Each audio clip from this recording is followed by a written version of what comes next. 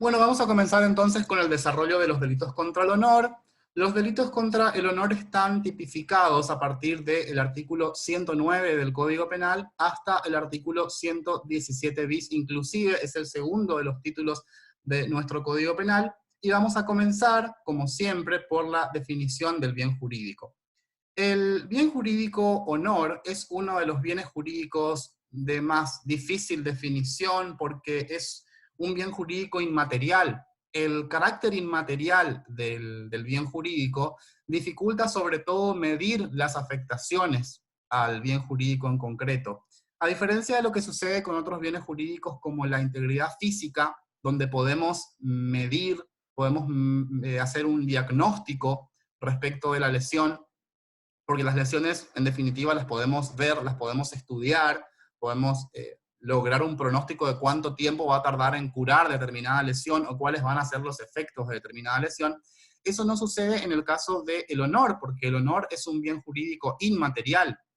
Y las complejidades propias de definir el honor también vienen por el hecho de que es uno de los bienes más alejados, es uno de los bienes jurídicos más alejados del núcleo de conductas prohibidas por el derecho penal, ¿sí? Más alejados de la protección penal. El núcleo de bienes jurídicos tutelados por el derecho penal son la vida, la integridad corporal, la integridad sexual, la libertad. Sin embargo, el honor es quizás uno de los más alejados en ese sentido del núcleo duro, ¿sí? del derecho penal. De todas maneras, vamos a definir el honor como la suma de cualidades valiosas para una comunidad que se pueden atribuir los individuos a sí mismos o la buena opinión o buena fama que tienen los terceros de uno mismo. De esa manera vamos a encontrar que existen dos aspectos respecto del honor, un aspecto subjetivo y un aspecto objetivo. El aspecto subjetivo va a estar compuesto por esos atributos, esas cualidades que un sujeto se atribuye a sí mismo, es decir, la propia estima, la autoestima del sujeto comprende el llamado honor subjetivo. Por otra parte, el honor objetivo van a ser aquellas cualidades que los terceros le atribuyan a esa persona, ¿sí? La buena fama que tenga, ¿sí? O la buena opinión que tienen los terceros de uno mismo. Entonces, vamos a encontrar dos aspectos en ese sentido respecto del bien jurídico honor. El honor como tal es inseparable a la dignidad humana, ¿sí? Está íntimamente ligado con la personalidad humana el honor, ¿bien? Entonces, no nos olvidemos que el bien jurídico honor va a tener esos dos aspectos, es bastante amplio, entonces comprende tanto la buena fama o la reputación, ¿sí? Y también la autoestima, ¿sí? Bueno. Respecto del concepto de honor en nuestro Código Penal, ese es un concepto ficticio de honor, que no necesariamente se corresponde o no necesariamente se va a corresponder con la realidad. ¿Qué quiere decir esto? Que para el derecho penal no existen los individuos sin honor, ¿sí? No existen los individuos sin honor.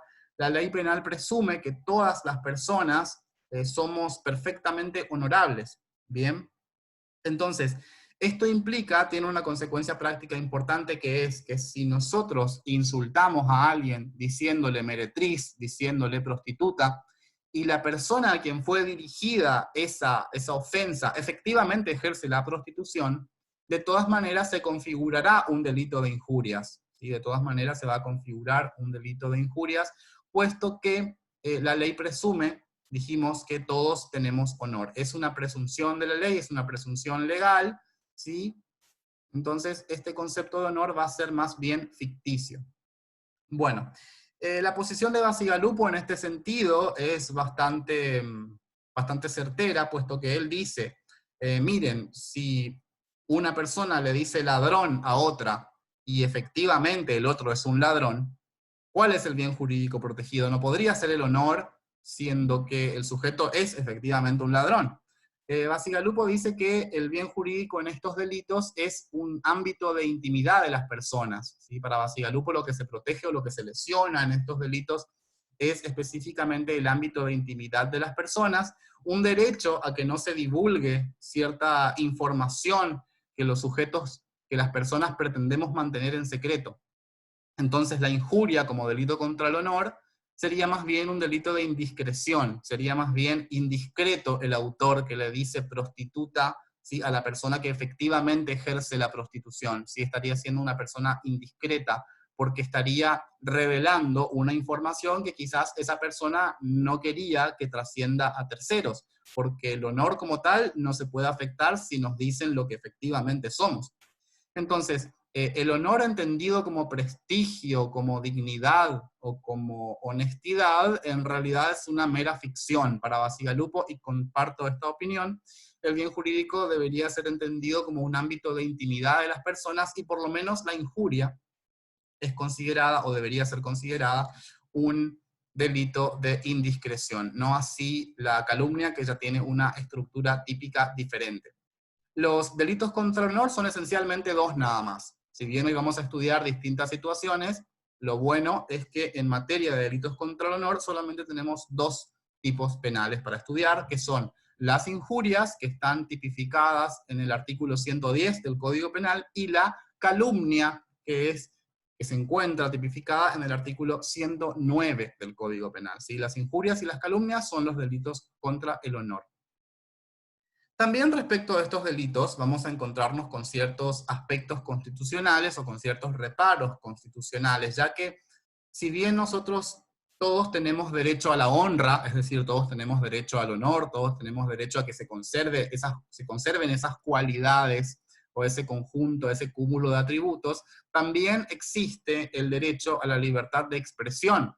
Y la libertad de expresión como derecho a la información comprende tanto el derecho a brindar información como el derecho a acceder a la información. ¿En qué sentido o en qué ámbito se puede presentar esta ponderación de intereses? En el ámbito periodístico. Es decir, muchas veces nosotros tenemos interés público en determinar o en conocer ciertas cualidades de los funcionarios públicos concretamente, y los periodistas tienen derecho a investigar, tienen derecho a formarse, tienen derecho a acceder a la información y tienen derecho a brindarnos con posterioridad la información. Entonces, respecto de los delitos contra el honor, podemos llegar a encontrar un conflicto de bienes jurídicos o de intereses jurídicos, concretamente entre el derecho al honor, derecho a la honra y el derecho a la libertad de expresión.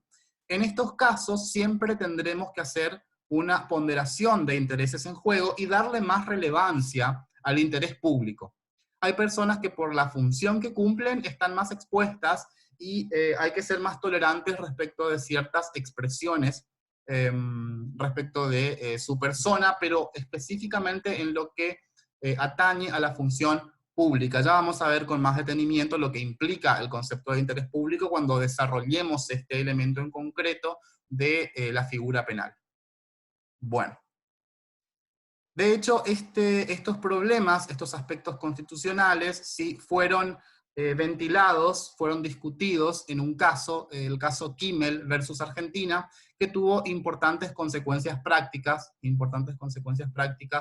ya que fue lo que inspiró la reforma parcialmente desincriminante de estos delitos. En el año 2009, el Código Penal fue reformado, todo el título segundo del Código Penal, el título segundo del libro segundo, ¿sí? Los delitos contra el honor, fue reformado casualmente por una sanción al Estado argentino que proviene del caso Kimmel versus Argentina de la Corte Interamericana de Derechos Humanos. A partir de ese fallo, a partir del fallo Kimmel, surge la ley 26.551, que es la que viene a obedecer a la sanción al Estado argentino, y se establecieron varias modificaciones por vía de esta ley, se establecieron varias modificaciones a este título del Código Penal, que son las que estamos viendo en pantalla ahora. Concretamente, las modificaciones que vamos a ir viendo sus implicancias con posterioridad son la referencia a una persona física determinada en el ámbito de los delitos de injuria o calumnias, es decir, los sujetos pasivos tanto de injurias como de calumnias sí tienen que ser personas físicas determinadas. Anteriormente, antes de la reforma, solamente decía el que deshonrare o desacreditare a otro. Ahora ya se explicitó que el bien jurídico, perdón, el sujeto pasivo, en estos casos, es una persona física determinada. Respecto de la calumnia, respecto de las calumnias, se hace referencia a un delito concreto y circunstanciado, También hay previsiones específicas respecto de los asuntos de interés público, respecto de las expresiones no asertivas. Se incorpora un elemento subjetivo especial en el ámbito del delito de injurias, con la expresión intencionalmente. Se derogan las injurias equívocas o encubiertas. Esta es una consecuencia lógica a partir de que la víctima de injurias, y también de calumnias, tiene que ser una persona física determinada. Entonces no puede existir hoy en día una injuria equívoca, es decir, una injuria que se preste a más de una interpretación, o una injuria que no sabemos específicamente a quién va dirigida. Hoy en día, para que se tipifique, para que se configure el delito de injurias, tenemos que saber específicamente a quién va dirigida la injuria. Por eso ya se derogaron las injurias equívocas o encubiertas, que eran aquellas injurias, ¿sí?, que hacían una ofensa, que constituían una ofensa, pero no se determinaba específicamente a quién iba dirigida. También vamos a ver que hay una modificación en cuanto a la publicación y reproducción de injurias y calumnias vertidas por otro, eso lo vamos a ver más adelante. Se suprime la palabra asociación en el artículo 117, que ya vamos a ver cuáles son las consecuencias jurídicas concretamente respecto a esa supresión. Y por último, vamos a hacer una referencia al artículo 117 bis del Código. Estas son en general las modificaciones que tuvieron lugar por la ley 26.551, que como dijimos, es la que viene a reglamentar, la que viene a cumplir con la sanción que se estableció a la Argentina a raíz del fallo Kimmel. Vamos a ver rápidamente en qué consistió el fallo Kimmel. Un periodista de nombre Eduardo Kimmel publicó un libro, escribió un libro y luego lo publicó, que se llama La masacre de San Patricio. En ese libro, La masacre de San Patricio, este periodista critica la actuación de un juez de instrucción en la investigación de los asesinatos que tuvieron lugar en la época de la última dictadura militar. Entonces, se consideró, el juez de instrucción en cuestión, consideró que ese libro contenía expresiones injuriantes a su persona y a la calidad de funcionario público. Entonces, querelló a Eduardo Kimmel por el delito de injurias, por esas expresiones injuriantes.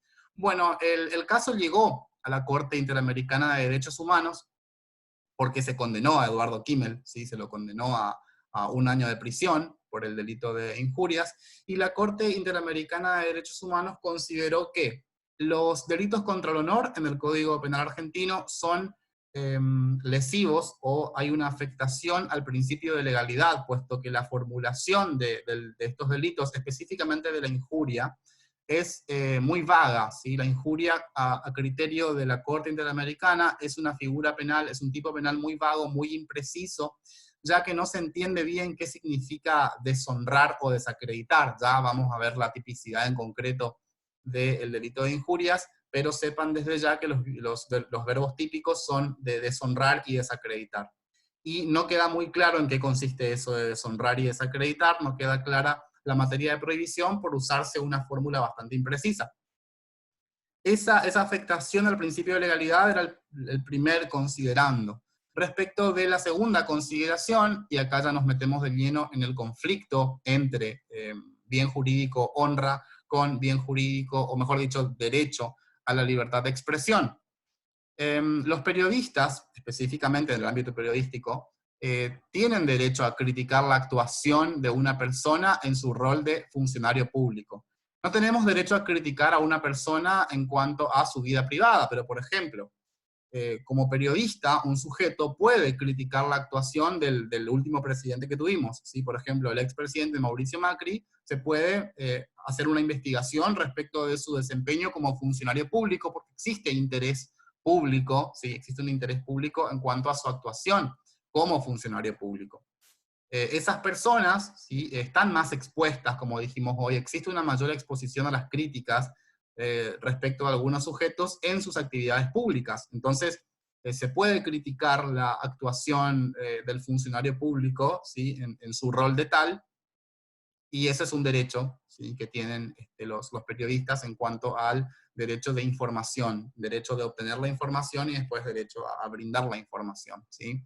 Claro que eso no es así respecto de la vida privada. A nosotros nos puede interesar concretamente qué tan buena o qué tan mala fue la actuación funcionarial durante el desempeño en el cargo del expresidente Mauricio Macri, pero no nos interesa su vida privada, ¿sí? No sería lícita una investigación de un periodista respecto de cuántas amantes tuvo, si es que tuvo alguna. Eso a nosotros no nos interesa. Lo que sí nos interesa es su rol como funcionario público. En consecuencia, existió, como dijimos, una sanción al Estado argentino, instó la Corte Interamericana de Derechos Humanos al Estado argentino a que modifique su legislación en materia de delitos contra el honor y adecuarla al principio de derecho penal de última ratio. Ustedes saben que el principio de derecho penal de última ratio es uno de los principios que surgen de la interpretación del sistema penal, y lo consideramos como la última herramienta de la cual debe echar mano, la última herramienta que se debe utilizar para resolver un conflicto determinado. A mi criterio personal, se perdió una excelente oportunidad en ese momento para derogar definitivamente estos delitos. Los delitos de injurias y calumnias deberían estar derogados, no deberían ser delitos, y es suficiente ya con el derecho civil. Ustedes saben que el derecho civil es el encargado de la reparación del daño, por medio de las vías que tiene el derecho civil en cuanto a las indemnizaciones, la vuelta de las cosas al estado anterior, el reconocimiento del daño moral. Creo que con eso ya es suficiente para regular estas cuestiones vinculadas con un bien jurídico tan complejo, tan difícil de definir. Entonces creo que se perdió una muy buena oportunidad para derogarlos a todos estos delitos.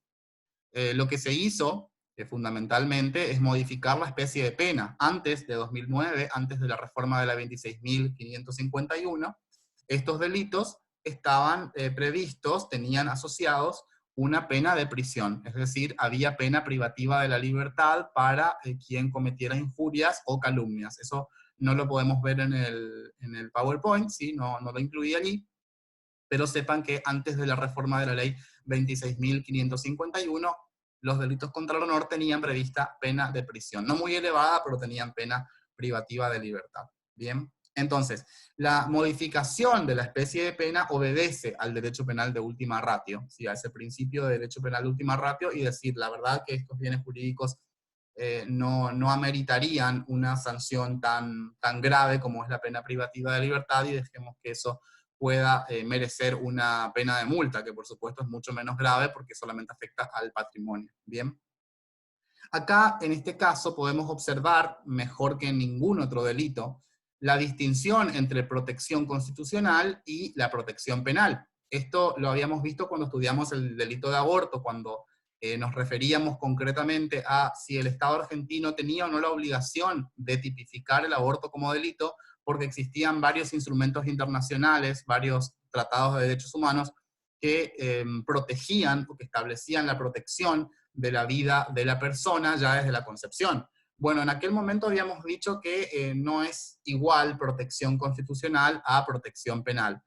Fíjense cómo en este caso se busca en realidad una menor intervención del derecho penal. ¿Sí? En la Convención Americana de Derechos Humanos se establece que tenemos derecho a la honra. ¿Sí? Si ustedes buscan el artículo 13, creo que es, de la Convención Americana de Derechos Humanos, encuentran que tenemos derecho a la honra, y sin embargo existe un fallo donde se recomienda que estos casos no sean punibles, por lo menos no por vía del derecho penal. Existen otras vías que pueden ser más útiles, más eficaces para resolver un conflicto determinado. Entonces, acá se reclama una menor intervención del derecho penal, pero son derechos constitucionales. Estos derechos tienen rango constitucional por estar presentes en los tratados, en las convenciones de derechos humanos.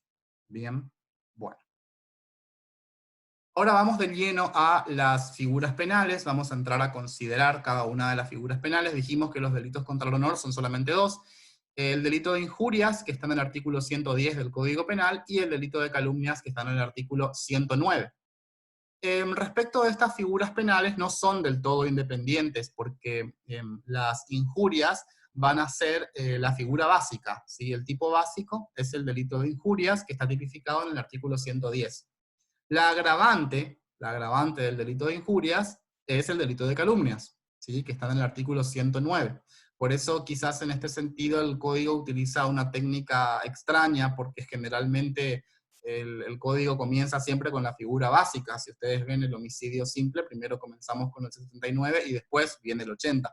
Bueno, acá el código, el legislador penal, sí, en este caso hubo un cambio en ese sentido, un cambio en la técnica legislativa, y comenzó por la figura más grave, comenzó por la agravante, pero nosotros para el desarrollo dogmático de las figuras vamos a comenzar, creo que corresponde empezar por la figura básica, injurias del artículo 110 del Código Penal.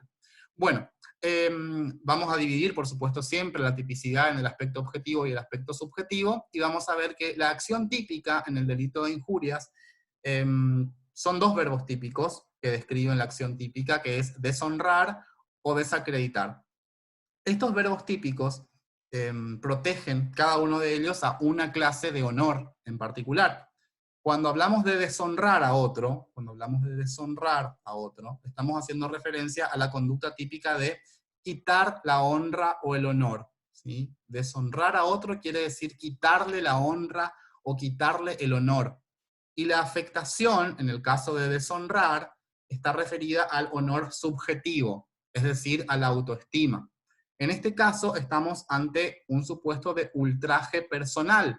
El ultraje personal, o la llamada imputación directa, o también llamada contumelia, ¿sí? Contumelia es la expresión correcta para designar a la imputación directa, ¿sí?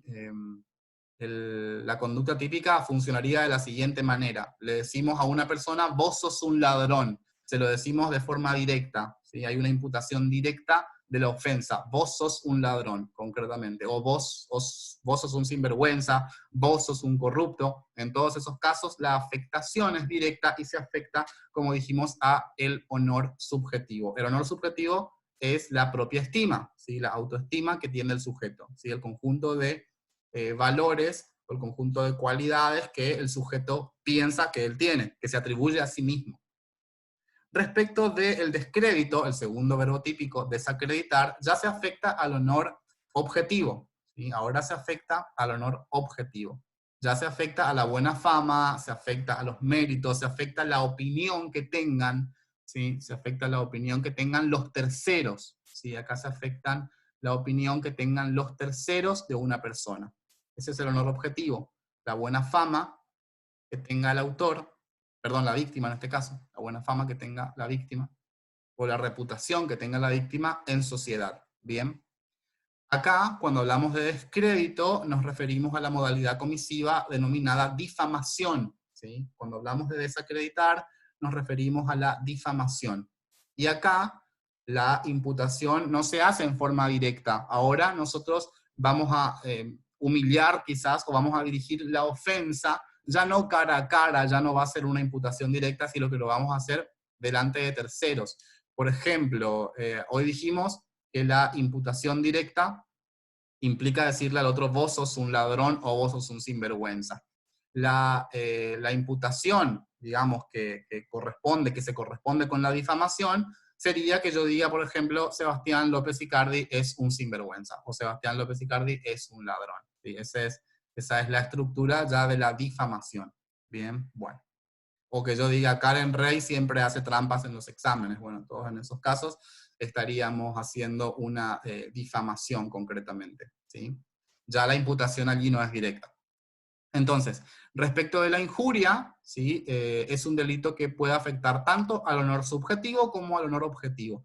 ¿Cuál es el verbo típico que afecta al honor subjetivo? Deshonrar, porque allí el ultraje es personal, la imputación es directa y estamos frente a la modalidad comisiva llamada contumelia, ¿sí?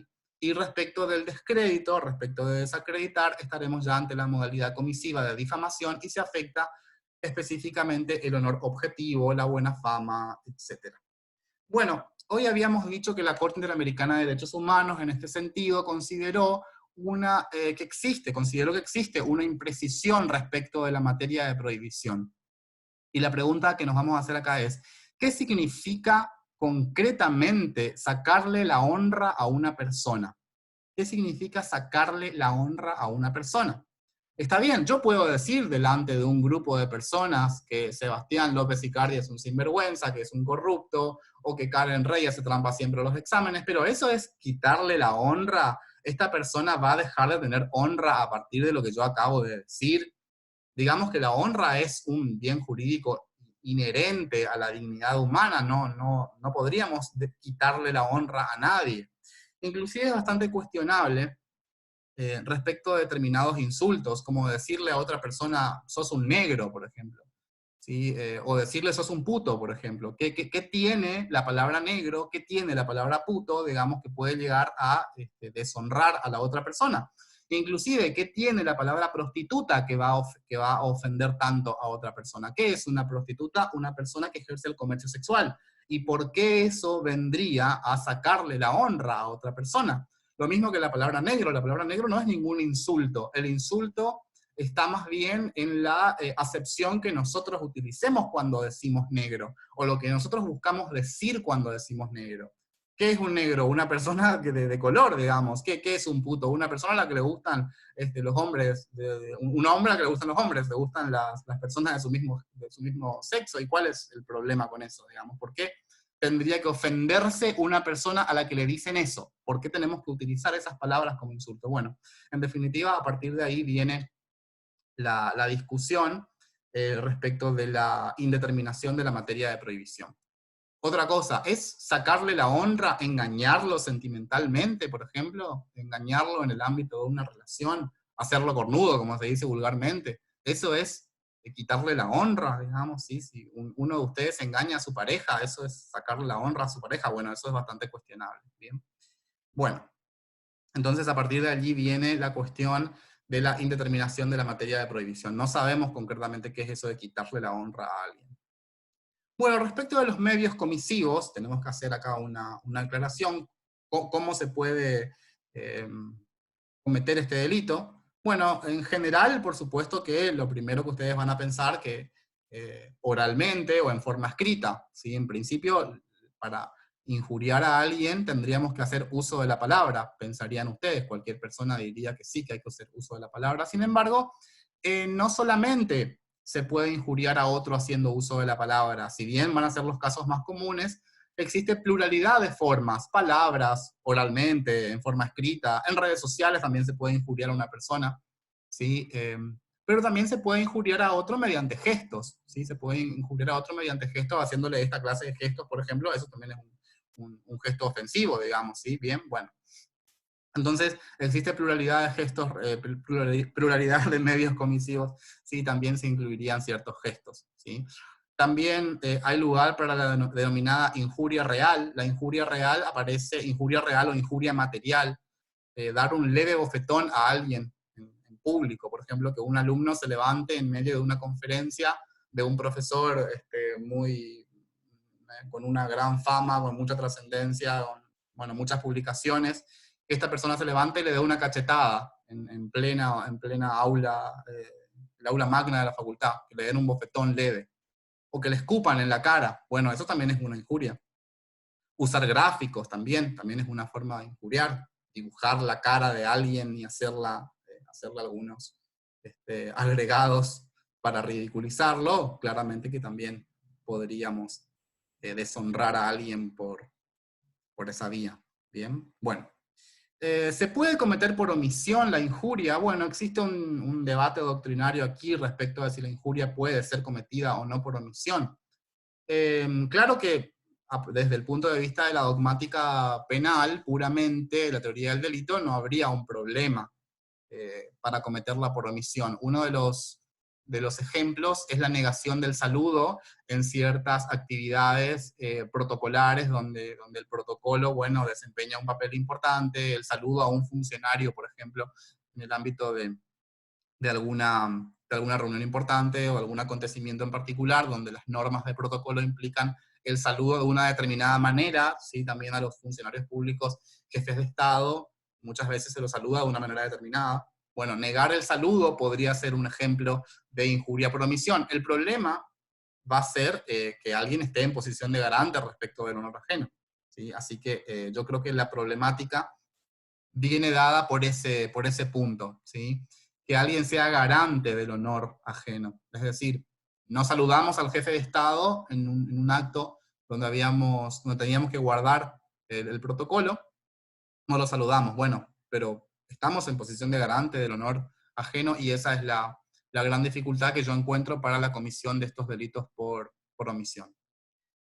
Siguiendo con los medios comisivos, hoy en día el artículo 110 del Código Penal establece específicamente que las expresiones no asertivas, es decir, las expresiones que dejan un margen de duda respecto de la afirmación, no están comprendidas en el concepto de injuria, ¿sí? Es decir, las expresiones deben ser asertivas, ¿sí? Las expresiones en el caso del delito de injurias y también del de calumnias, sí deben ser asertivas. Quedaron fuera de la tipicidad aquellas expresiones no asertivas.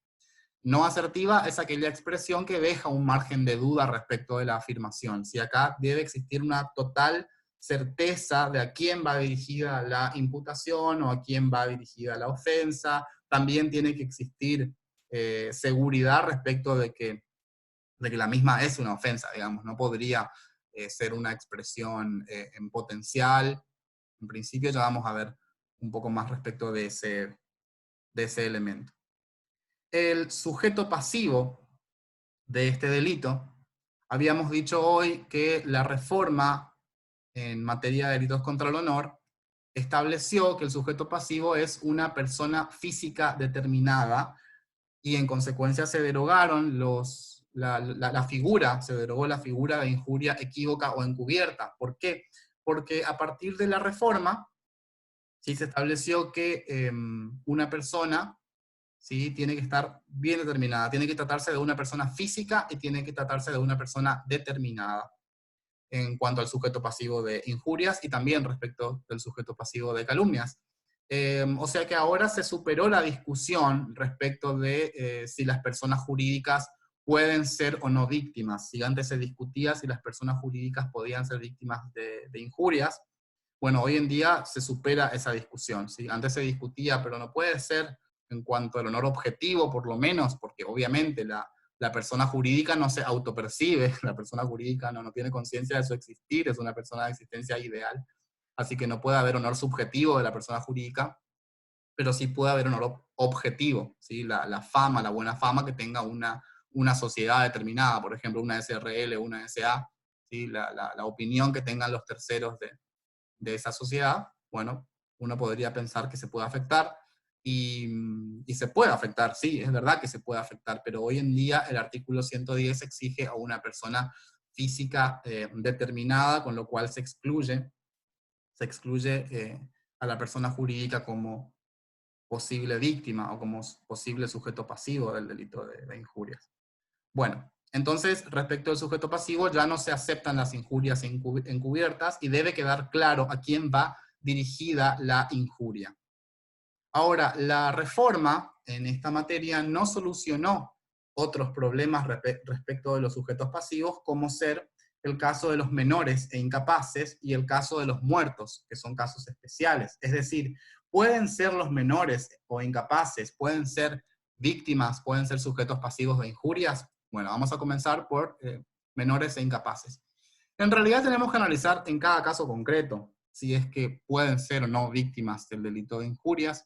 Tenemos que ver de qué menor se trata, de qué edad tiene el menor, y de qué expresiones injuriantes se trata. Por ejemplo, si nosotros tomamos a un bebé recién nacido o a una criatura de pocos años, lo alzamos y le decimos, vos sos un mequetrefe, vos sos un atorrante, ¿sí? O vos cuando crezcas vas a ser un sinvergüenza, por ejemplo. Sí, bueno, esa imputación, claramente que la persona que está manifestando estas expresiones o no está muy bien de la cabeza, ¿sí?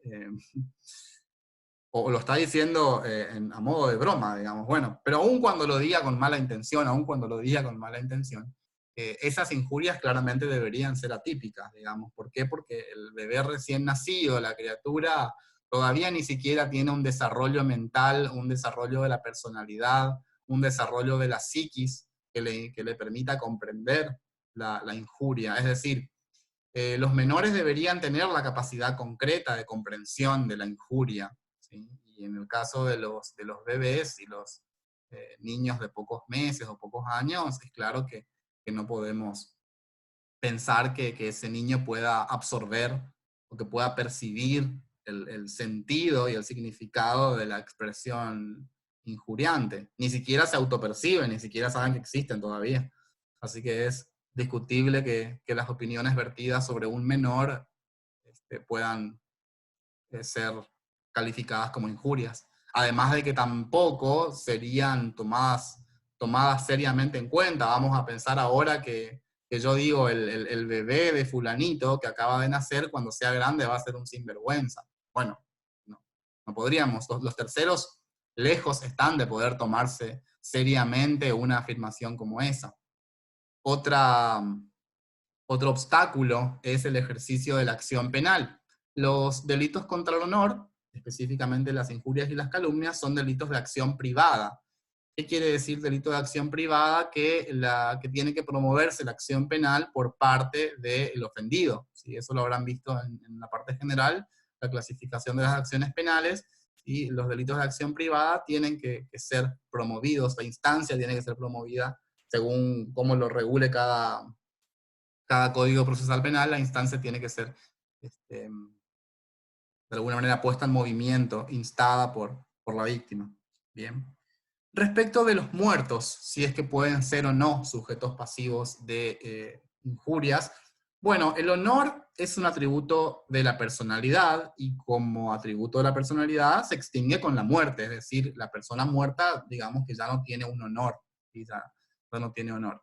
Bien, entonces, hay que sostener que en principio los muertos no pueden ser sujetos pasivos de injurias. Ojo que si la injuria fue pronunciada en vida, ¿sí? Sí puede haber responsabilidad penal, porque si yo pronuncio expresiones injuriantes respecto de una persona hoy y esa persona muere, bueno, en ese caso yo injurié a una persona viva, no injurié a un muerto, ¿sí? Entonces, según el artículo 73 del Código Penal, se establece que si el sujeto inició la querella es la acción penal en los delitos de acción privada, si el sujeto antes de morir inició la querella, ¿sí? Instó la acción penal, esa acción penal la pueden continuar sus sucesores, ¿sí? La pueden continuar sus sucesores. Si, por ejemplo, injurian a mi abuelo y él realizó la querella, inició la querella por el delito de injurias, y después murió, bueno, sus sucesores podríamos continuar la querella. Ahora, si se injurió una vez que la persona estaba muerta, ya no se puede hacer. Y una vez que la persona estaba muerta, eso ya no se puede hacer. Ojo que hay que tener cuidado con estos casos de que la injuria no esté dirigida a otra persona. Por ejemplo, vamos a suponer que estamos en un velorio y que decimos, pobre hombre, este hombre era estéril, por ejemplo, ¿sí? Y la esposa lo engañó toda su vida, y la esposa está ahí al lado y tiene 7 hijos, ¿sí? Que quedaron huérfanos, y estamos diciendo que el hombre era estéril. Bueno, pero en ese caso tenemos que tener cuidado porque la injuria está dirigida a la esposa, digamos, y a la esposa que lo habrá engañado toda su vida para procrear a esas criaturas. O podemos decir, en el velorio de este hombre, que era una persona tan mala que solamente pudo engendrar personas venenosas o personas arpías, o que de esta persona muerta solamente pueden descender estúpidos, ¿sí? Bueno, en ese caso, la injuria está referida a los descendientes del muerto, ¿sí? Y los podemos determinar claramente, podemos saber quiénes son los descendientes. Así que tenemos que tener cuidado con esto de las expresiones injuriantes respecto de una persona muerta, que no estén dirigidas en realidad, ¿sí? a los herederos, porque si están referidas a los herederos, como son los ejemplos que acabamos de dar, en realidad la conducta es típica, pero no es típica por haber injuriado a un muerto, sino que es típica por haber injuriado a las personas ¿sí? Que lo suceden por haber injuriado a los sucesores, como sería el caso de decir de una persona que era estéril y que lo engañaron toda la vida y que la esposa esté ahí al lado, ¿sí? Bueno, bien. Esto respecto de los bienes jurídicos. Ahora, se incorpora al texto del artículo 110 y también del artículo 109 un elemento negativo. ¿Sí? Se incorpora un elemento negativo que refiere que las expresiones que estén vinculadas con un asunto de interés público o expresiones que correspondan a un asunto de interés público no serán típicas. Se excluyen de la tipicidad aquellas expresiones que guarden relación con asuntos de interés público o que se traten de asuntos de interés público. ¿Qué quiere decir interés público? Bueno, interés público no quiere decir interés de un grupo importante de personas. Interés público no es lo que pasó en el bailando, que le puede importar a mucha gente. ¿Sí? Eso no es interés público. Interés público está referido a los asuntos de Estado específicamente. Cuando hablamos de interés público nos estamos refiriendo a asuntos de Estado. Bien. Entonces, cuando hablamos de interés público, cuando hablamos de los asuntos de Estado, es más relevante garantizar el interés social, garantizar el interés general, porque de esa forma también se garantiza el debate político. Si tuviéramos que estar exentos de opinar sobre el desempeño de funcionarios públicos, no existiría un espacio de debate político que debe existir, por supuesto, en una democracia, en una república, tiene que existir la posibilidad del debate político, ¿bien?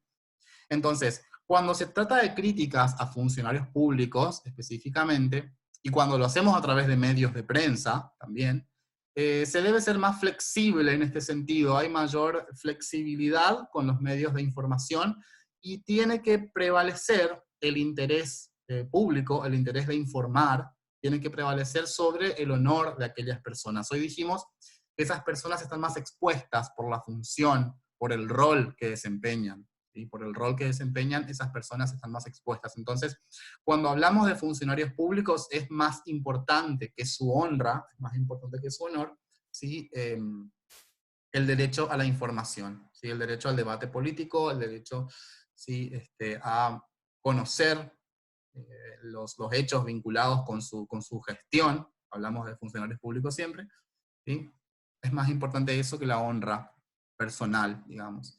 Ojo que siempre nos estamos refiriendo a las injurias en el ámbito de su accionar funcionarial, digamos, en el ámbito de la función pública. No nos interesa la vida privada, ¿sí? Por ejemplo, sí nos interesa la gestión de Cristina Kirchner, ¿sí? Como presidenta, pero no nos interesa su vida privada, no nos interesa hacer un informe sobre si tuvo 20 amantes, eso a nosotros no nos interesa. Nos interesará únicamente si su desempeño como funcionario público. Bien. Bueno, ojo que esto del interés público, antes de la reforma, no es que no estaba en ninguna parte. Antes se interpretaba que si existía interés público, existía una causa de justificación. No se olviden que los delitos son acciones típicas antijurídicas y culpables. Entonces, por más que la conducta sea típica de injurias, luego tenemos que pasar el filtro de la antijuridicidad y por último la culpabilidad. Entonces, antes de la reforma no estaba expresamente esta expresión que no se trate de asuntos de interés público, pero se interpretaba incluso antes de 2009 que si existía interés público, la conducta del sujeto iba a estar justificada, iba a estar justificada.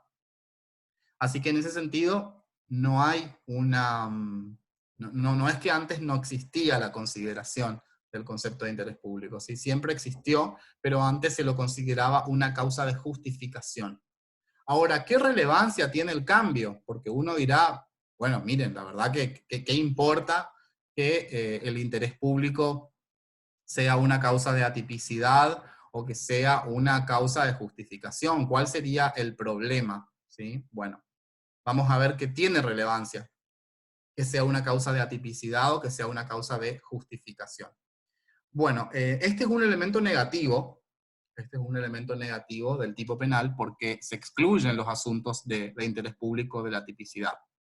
Y uno dirá, pero ¿qué relevancia práctica tiene que la conducta sea atípica o que la conducta esté justificada si de todas maneras el injusto penal como acción típica y antijurídica no se va a configurar? ¿Qué diferencia hay entre que la conducta del periodista sea atípica o que esté justificada? Es lo mismo, diría un analista del caso que lo haga así muy abuelo de pájaro, digamos, ¿sí?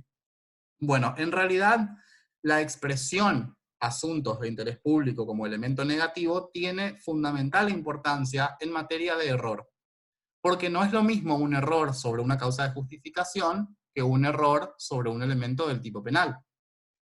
Un error sobre una causa de justificación, un error sobre un presupuesto fáctico de una causa de justificación, es considerado por la doctrina penal en general como un error de prohibición indirecto, que tiene efectos sobre la culpabilidad, disminuyéndola si el error de prohibición es vencible, y excluyendo la culpabilidad si el error de prohibición es invencible o inevitable.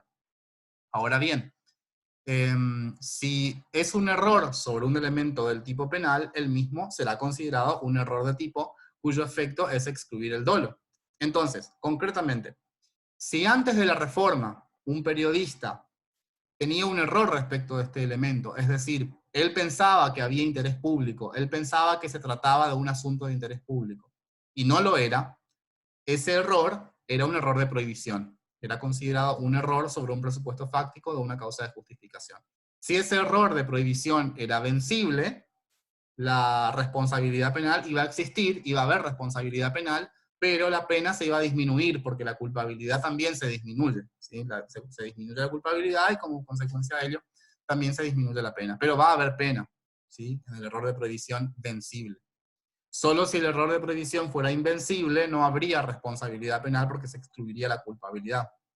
Sin embargo, hoy en día, luego de la reforma de la ley 26.551, el error sobre un elemento como este, que la exclusión, digamos, de los asuntos de interés público, es un error de tipo, que tiene la consecuencia práctica de excluir el dolo, por más que sea vencible, y estas figuras no tienen figura culposa, ¿sí? No existen en el Código Penal las injurias culposas ni las calumnias culposas. Entonces, si el autor tiene un error respecto de este elemento negativo, en la actualidad el mismo será considerado error de tipo, y por más que el error sea vencible, no va a haber responsabilidad penal.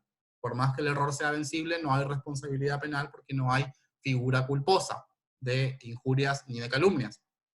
Distinta era la situación, distinto era el caso antes de la reforma, donde un error de prohibición vencible puede llevar a una responsabilidad penal, aunque atenuada.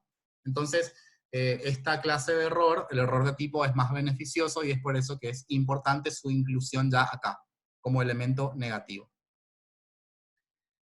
Bueno, respecto de las expresiones asertivas que habíamos dicho hoy, se derogan las injurias equívocas o encubiertas y se excluyen todas las expresiones no asertivas, es decir, se descartan de la tipicidad tanto de las injurias como de las calumnias aquellas expresiones que estuvieran hechas con un margen de duda respecto a quién se refieren, porque hoy en día se exige que el sujeto pasivo sea una persona física determinada, y también se excluyen las expresiones que dejen un margen de duda de lo que quieren decir exactamente, es decir, aquellas expresiones con doble sentido, aquellas expresiones que se pueden interpretar de una manera o de otra, esa es una expresión no asertiva. ¿Sí? Una expresión no asertiva es una expresión que deja un margen de duda respecto de su significado y que no sabemos específicamente qué quiso decir el sujeto cuando la pronunció. Si aquellas expresiones de doble sentido no serán consideradas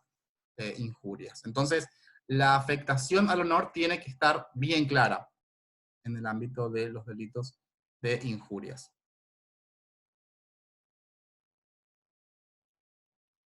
Entonces, quedarán fuera de la tipicidad las expresiones que no afirmen certeramente un mensaje. ¿Sí? Quedarán fuera de la tipicidad aquellas expresiones que no afirmen certeramente un mensaje. Generalmente las expresiones que están en potencial, con el verbo en potencial o el verbo en el modo condicional, en la lengua española sería, por ejemplo, el sujeto X habría cometido tal falta, por ejemplo, eso sería una expresión no asertiva porque se está utilizando el verbo en potencial o en condicional. No dice el sujeto X cometió tal falta, dice el sujeto X habría cometido. Entonces, esas expresiones que no son asertivas no son consideradas delito de calumnias. Una de las problemáticas más importantes en el ámbito del delito de injurias es la consumación. ¿Estos delitos son delitos de resultado o son delitos de pura actividad? La doctrina ampliamente mayoritaria, me refiero a la doctrina clásica, siempre afirmó que estos delitos son delitos de pura actividad. Entonces, no requieren de ningún resultado, decía esta posición doctrinaria, lo sigue diciendo porque es la posición mayoritaria. Dicen, como este es un delito de pura actividad y no requiere de la producción de ningún resultado típico, alcanza para que se consume el delito de injurias con la pronunciación de la ofensa. Es decir, para este sector doctrinario que considera que la injuria es un delito de pura actividad, bastaría para que se consume con que yo le diga prostituta a otra persona, con que yo pronuncie la expresión ofensiva, ¿sí? O la expresión injuriosa, ya estaría consumada la injuria. Sin embargo, hoy en día la doctrina moderna ha puesto en tela de juicio esta afirmación que antes no se cuestionaba. Hoy en día se sostiene que el verbo típico deshonrar y el verbo típico desacreditar implica la descripción de un resultado, es decir, el verbo típico no es el que pronunciare expresiones injuriantes delante de terceros, no es el verbo típico, ¿sí? O no es el verbo típico el que pronunciare expresiones desacreditantes o injuriantes frente a la persona, por ejemplo. Eso no es lo que dice el verbo típico. Los verbos típicos acá dicen deshonrar y desacreditar. Entonces, están describiendo un resultado. Quitar la honra de una persona, difamar a la otra persona, concretamente, pareciera que sí están describiendo resultados.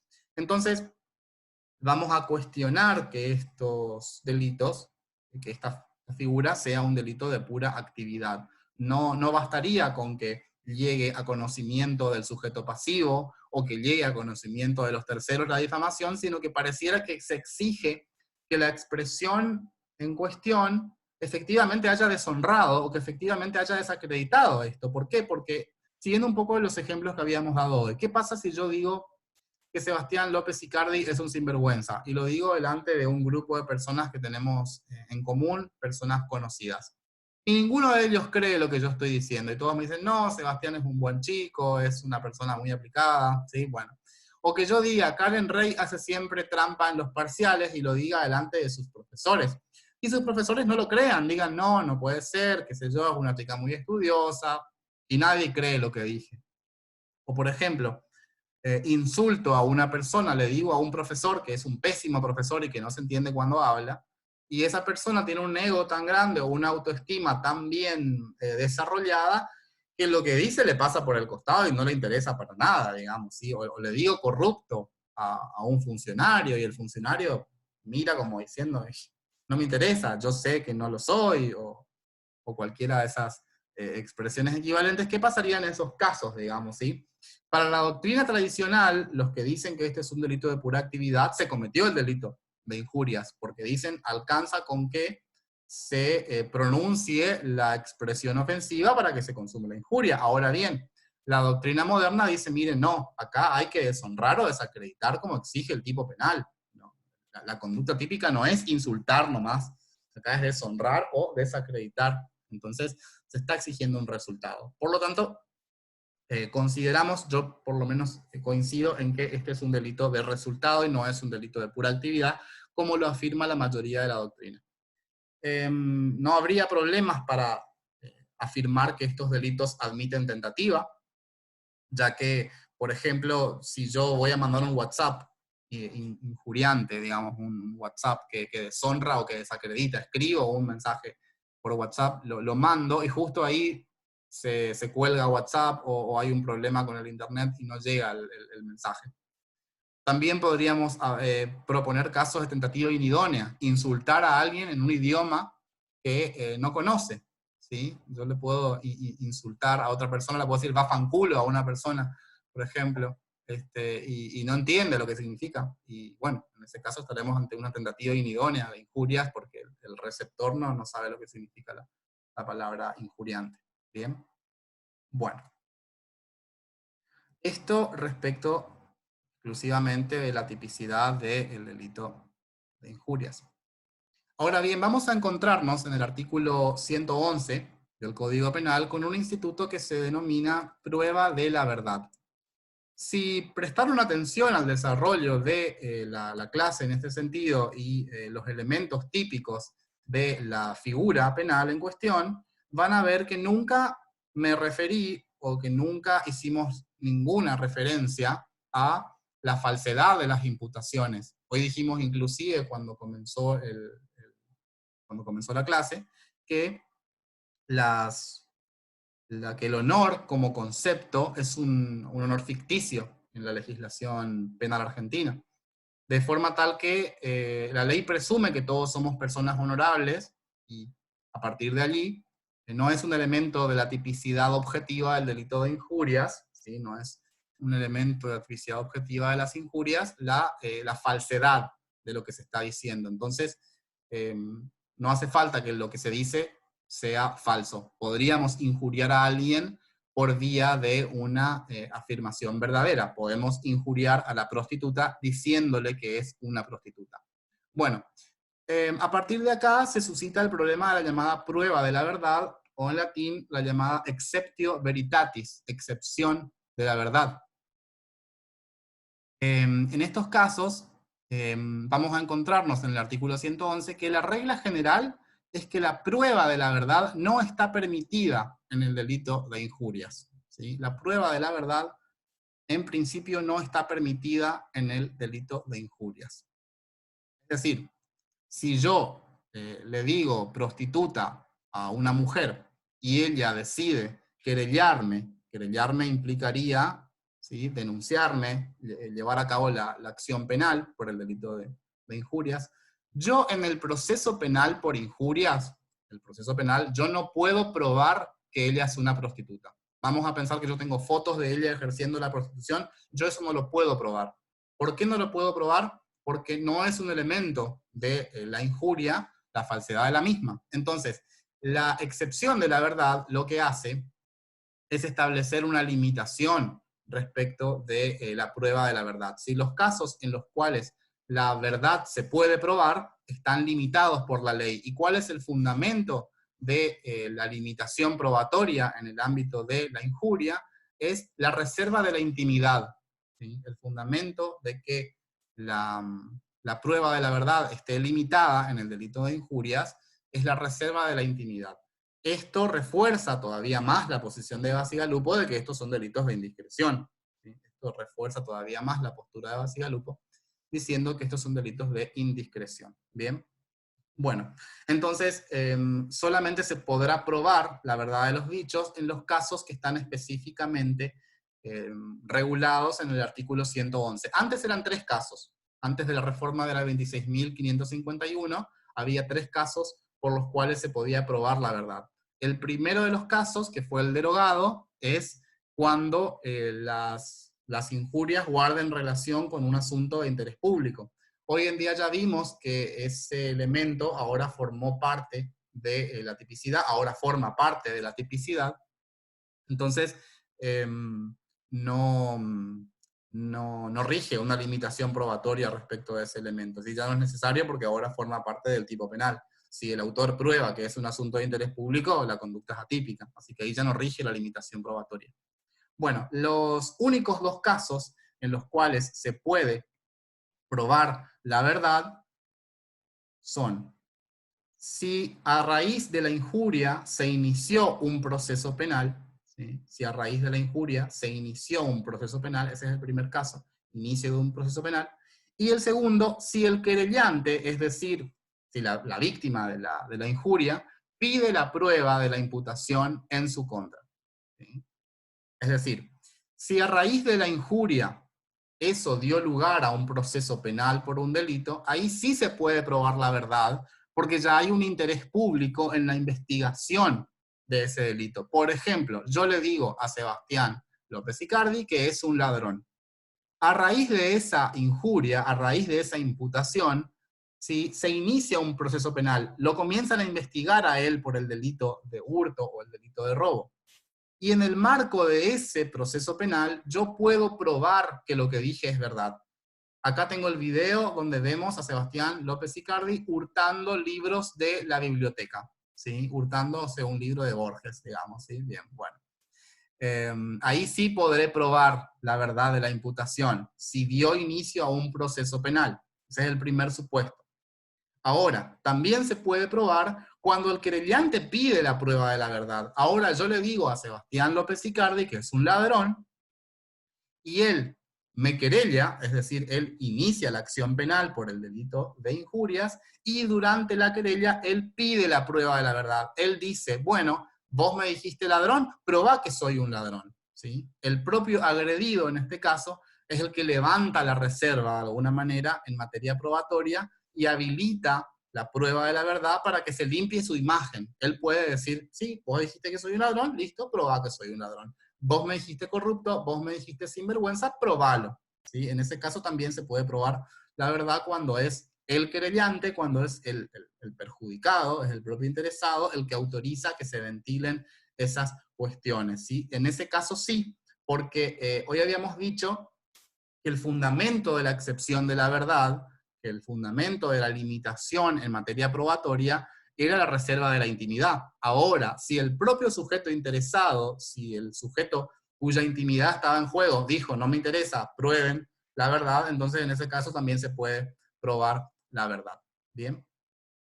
Y si el sujeto lograre probar la verdad de sus dichos, quedará exento de pena. Es una excusa absolutoria.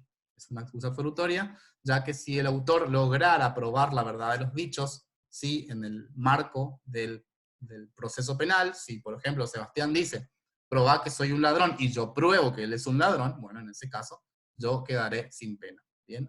Es una excusa absolutoria, ya que se va a excluir la punibilidad. Como ya dijimos hoy, se suprimió el caso del interés público, ya que ahora es un elemento negativo del tipo. Y por último, vamos a hacer una aclaración respecto de la prueba de la verdad, porque no existen limitaciones a la prueba de la verdad en el ámbito del delito de calumnias. ¿Por qué? Porque en la calumnia, como vamos a ver a continuación, sí la falsedad integra la tipicidad objetiva. Sí, la falsedad de la imputación en la calumnia es central, porque es casualmente la conducta típica, es imputar falsamente un delito, esa es la conducta típica en el delito de calumnias. Así que allí no puede haber limitaciones a la prueba de la verdad, porque de lo contrario se estaría afectando la defensa en juicio, ¿sí? Ahora, yo no le dije a Sebastián que es un ladrón, yo dije Sebastián López Icardi el día 20 de mayo de 2020, siendo las 17 horas, ingresó a un local comercial de venta de libros y sustrajo una cantidad de libros. Bueno, esa es mi imputación falsa, esa es mi calumnia. Bueno, ahora sí yo puedo probar que lo que dije es verdadero. ¿Sí? Ahora sí yo puedo probar que lo que dije es verdadero porque forma parte de la materia de prohibición la falsedad de la imputación. Bueno, por último, respecto de las injurias, nos quedó ver el tipo subjetivo. Este es un delito doloso, ¿sí? Las injurias solamente fueron contempladas, tanto las injurias como las calumnias, en su forma dolosa. Entonces, vamos a establecer que son conductas solamente dolosas. Ahora bien, otra de las modificaciones de la ley 26.551, hoy la habíamos enunciado, que era la incorporación de la expresión intencionalmente. Claramente, si nos referimos a la intención, eso es referencia a un elemento subjetivo. Bueno, ya la doctrina tradicional en materia de injurias y calumnias, ya antes de la reforma exigía este elemento. Lo exigía en forma de lo que se llama animus injuriandi, o el ánimo de injuriar. Sobre todo nosotros en Argentina, donde tenemos una manera muy guaranga de referirnos y de hablar. Por ejemplo, muchas veces usamos expresiones que se pueden malinterpretar y que podemos utilizar en distintos contextos. Si yo le digo, sos un hijo de puta a alguien, en realidad ese sos un hijo de puta puede significar que efectivamente es un hijo de puta para insultarlo o para denigrarlo, o puede ser, sos un hijo de puta, aprobaste el parcial de Derecho Penal 2 y estudiaste muy poco, qué hijo de puta que sos. Bueno, en ese caso, no estamos utilizando hijo de puta como una expresión injuriante, al contrario, lo estamos utilizando como una forma de exaltar sus cualidades como estudiante, de aplaudir la buena suerte que tuvo, por ejemplo. Así que por eso hoy se establece concretamente el elemento subjetivo especial, si se exige la intención de deshonrar o desacreditar. Por eso se llama intencionalmente ese elemento y se exige dolo directo. Se descarta otra clase de dolo, por eso este delito exige dolo directo. Y se descartan otras intenciones como ser el ánimo de broma, ¿sí? Como ser el ánimo de broma. Por ejemplo, en un grupo de amigas, que una le diga a la otra, pero qué fácil que sos, no sé. Bueno, esa clase de expresiones no pueden ser consideradas injurias en la medida en que se hayan hecho con la intención de bromear, ¿sí? El animus iocandi. Bueno. Eso respecto del delito de injurias, que es la figura básica. Ahora vamos a ver la agravante. La calumnia, las calumnias es la figura agravada, ¿sí?, de la injuria, de forma tal que existe entre estas dos figuras penales una relación de género a especie. El género es la injuria y la calumnia es la especie. Es decir, toda calumnia es una injuria también, aunque no toda injuria llega a ser una calumnia. ¿Cuál es el fundamento de la agravante en el caso de la calumnia? ¿Por qué es una injuria agravada? Concretamente porque además de afectarse el honor, también se está sometiendo a la persona al riesgo de ser sometida a un proceso penal injustamente, ¿sí? La estamos sometiendo al riesgo de que la sometan a un proceso penal por un motivo injusto o injustamente. Ese es el motivo, ¿sí? No es lo mismo decirle a una persona que sos un sinvergüenza, que sos ligera de cascos, como decían antes. Esas expresiones no van a tener como consecuencia un proceso penal. Digamos, ahora si le decimos a alguien que en fecha tal cometió el delito de hurto, de robo, o lo que fuere, ahí sí se está exponiendo a la víctima a ser sometida a un proceso penal en su contra en forma injusta. ¿Por qué injusta? Porque casualmente en la calumnia la imputación es falsa. ¿Bien? Bueno, entonces, respecto de la tipicidad objetiva, la acción típica acá es la imputación falsa de un delito concreto y circunstanciado que dé lugar a la acción pública. Vamos a ir desglosando esa acción, ¿sí? ¿Qué quiere decir imputar falsamente? Quiere decir atribuir falsamente a una persona física determinada la comisión de un hecho delictivo que también debe ser concreto y circunstanciado. Esta expresión, delito concreto y circunstanciado, también forma parte del paquete de reformas de la 26.551. ¿Sí? Referencia a delito concreto y circunstanciado es algo que que provino de esta reforma, de esta ley. Sin embargo, ya antes de la reforma, la doctrina entendía que debía tratarse de un delito concreto y circunstanciado. Si ya la doctrina ya venía exigiendo con anterioridad a esta reforma que el delito sea concreto y circunstanciado. De hecho, si ustedes leen los libros anteriores a la reforma de los delitos contra el honor, todos están recomendando que la redacción del tipo sea esta. Yo estudié el Derecho Penal 2 antes de la reforma, fue el año que rendí Penal 2, se modificó esto, y ya los libros de los que estudié, todos recomendaban esta reforma y todos sostenían, los autores, toda la doctrina sostenía que debía tratarse de un delito concreto y circunstanciado. ¿Qué quiere decir un delito concreto y circunstanciado? Lo que implica esta expresión es que no basta con decirle ladrón a alguien, ¿sí? Sino que tiene que lograrse una descripción, ¿sí? Tiene que lograrse una descripción que precise las circunstancias de comisión del delito. Es decir, para que haya una calumnia, debe imputarse falsamente el delito, pero además deben precisarse las circunstancias de comisión de ese delito. Aportar datos concretos que sirvan para identificar, para precisar en el tiempo, en el espacio, la comisión de un delito determinado. No basta, como dijimos hoy, decirle a otro ladrón. Tendría que dar yo los suficientes datos como para individualizar. Ojo que tampoco quiere decir que tenemos que dar tanta información, tampoco tenemos que decir la hora exacta, el día exacto, sino bastaría con que las circunstancias, en el caso concreto, permitan precisar, digamos, cuándo, ¿sí? En qué momento se cometió el delito. ¿Bien? Claramente la imputación acá debe ser falsa, a diferencia de la injuria, donde la falsedad no es un elemento del tipo penal. Y debe tratarse de un delito, no nos olvidemos de eso, debe tratarse de un delito, no de una contravención. Si yo digo, por ejemplo, que atribuyo falsamente que Sebastián pasó en rojo un semáforo, bueno, eso no es una calumnia porque no es un delito, es una contravención. La falsedad, las hipótesis de falsedad son las siguientes. Puede ser falsa la imputación, sea porque el delito no existió realmente, es decir, nunca tuvo lugar el delito en cuestión, o porque no es obra del sujeto a quien se lo atribuye.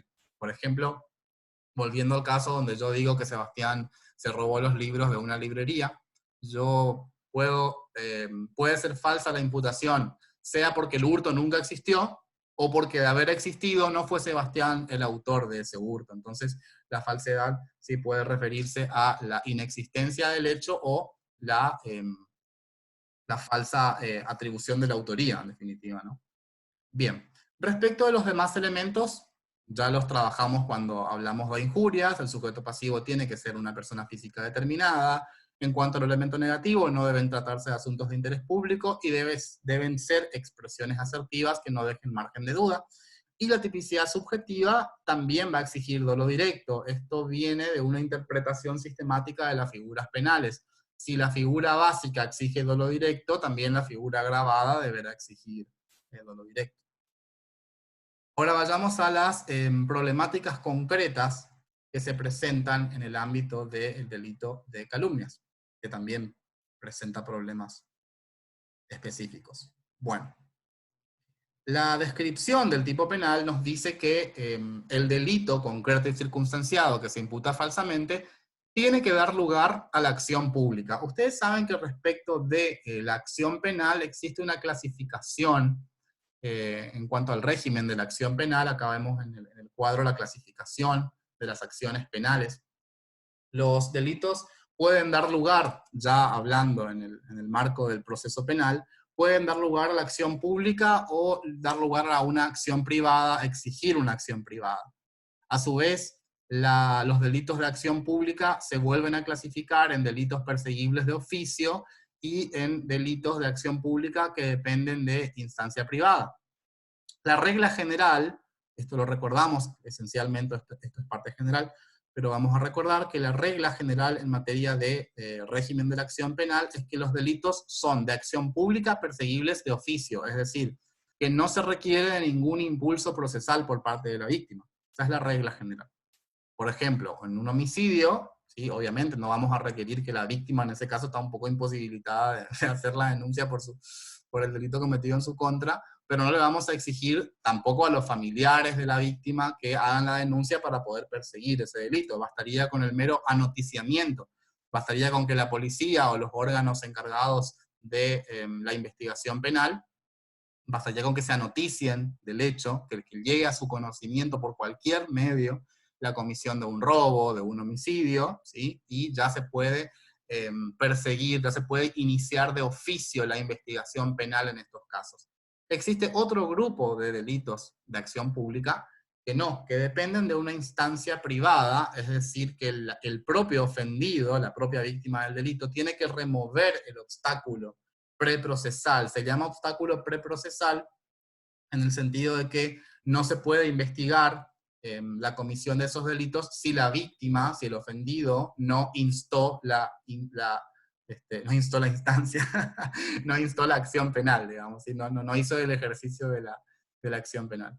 Bien, esos casos dependen de instancia privada. Ahí vamos a encontrar, por ejemplo, el delito de abuso sexual, donde la víctima del abuso es la que tiene que iniciar la acción, de lo contrario no habría posibilidades de investigar esa violación. Y finalmente tenemos otro grupo de acciones penales, otro grupo de delitos que dan lugar a la llamada acción privada. Los delitos de acción privada son los que más se asemejan en nuestro Código Penal a la acción civil. No sé si ya vieron Derecho Procesal Civil, pero allí van a estudiar el principio dispositivo en materia del proceso civil, bien, donde la litis, el objeto, digamos, del proceso, la deciden las partes, y el juez no puede fallar ni de más ni de menos respecto del objeto procesal. El objeto procesal se forma, digamos, cuando se traba la litis, y a partir de allí el juez tiene que juzgar eso y nada más. Bueno, es un sistema muy similar, los delitos de acción privada, donde no tenemos la figura del fiscal, no existe el fiscal en los casos de delitos de acción privada, y se trata de delitos donde no hay un interés estatal en juego. De hecho, las injurias y las calumnias son delitos de acción privada, porque lejos está de interesarle al Estado que un vecino le haya dicho cornudo al otro. Ya es bastante cuestionable que eso sea una injuria. Pero bueno, en fin, esta es la clasificación. Entonces, cuando hablamos de imputación falsa de un delito concreto y circunstanciado que dé lugar a la acción pública, nos estamos refiriendo, ¿sí?, al primer grupo de casos, ¿sí? Es decir, yo no puedo cometer una calumnia imputándole falsamente a otro una injuria. Si yo digo, por ejemplo, que Sebastián López Icardi injurió a Karen diciéndole meretriz, etcétera, bueno, eso no será una calumnia porque yo no le estoy imputando un delito de acción pública, ¿sí? Ahora, ¿cómo sabemos cuáles son los delitos de acción pública y acción privada? Ese régimen está tipificado en el Código Penal en los artículos 71, 72 y 73. ¿Sí? En esos artículos ustedes encuentran cuáles son los delitos de acción pública perseguibles de oficio, dependientes de instancia privada y de acción privada. Tampoco cabe la calumnia respecto de los delitos dependientes de instancia privada si la acción penal no fue instada, ¿sí? ¿Qué quiere decir esto?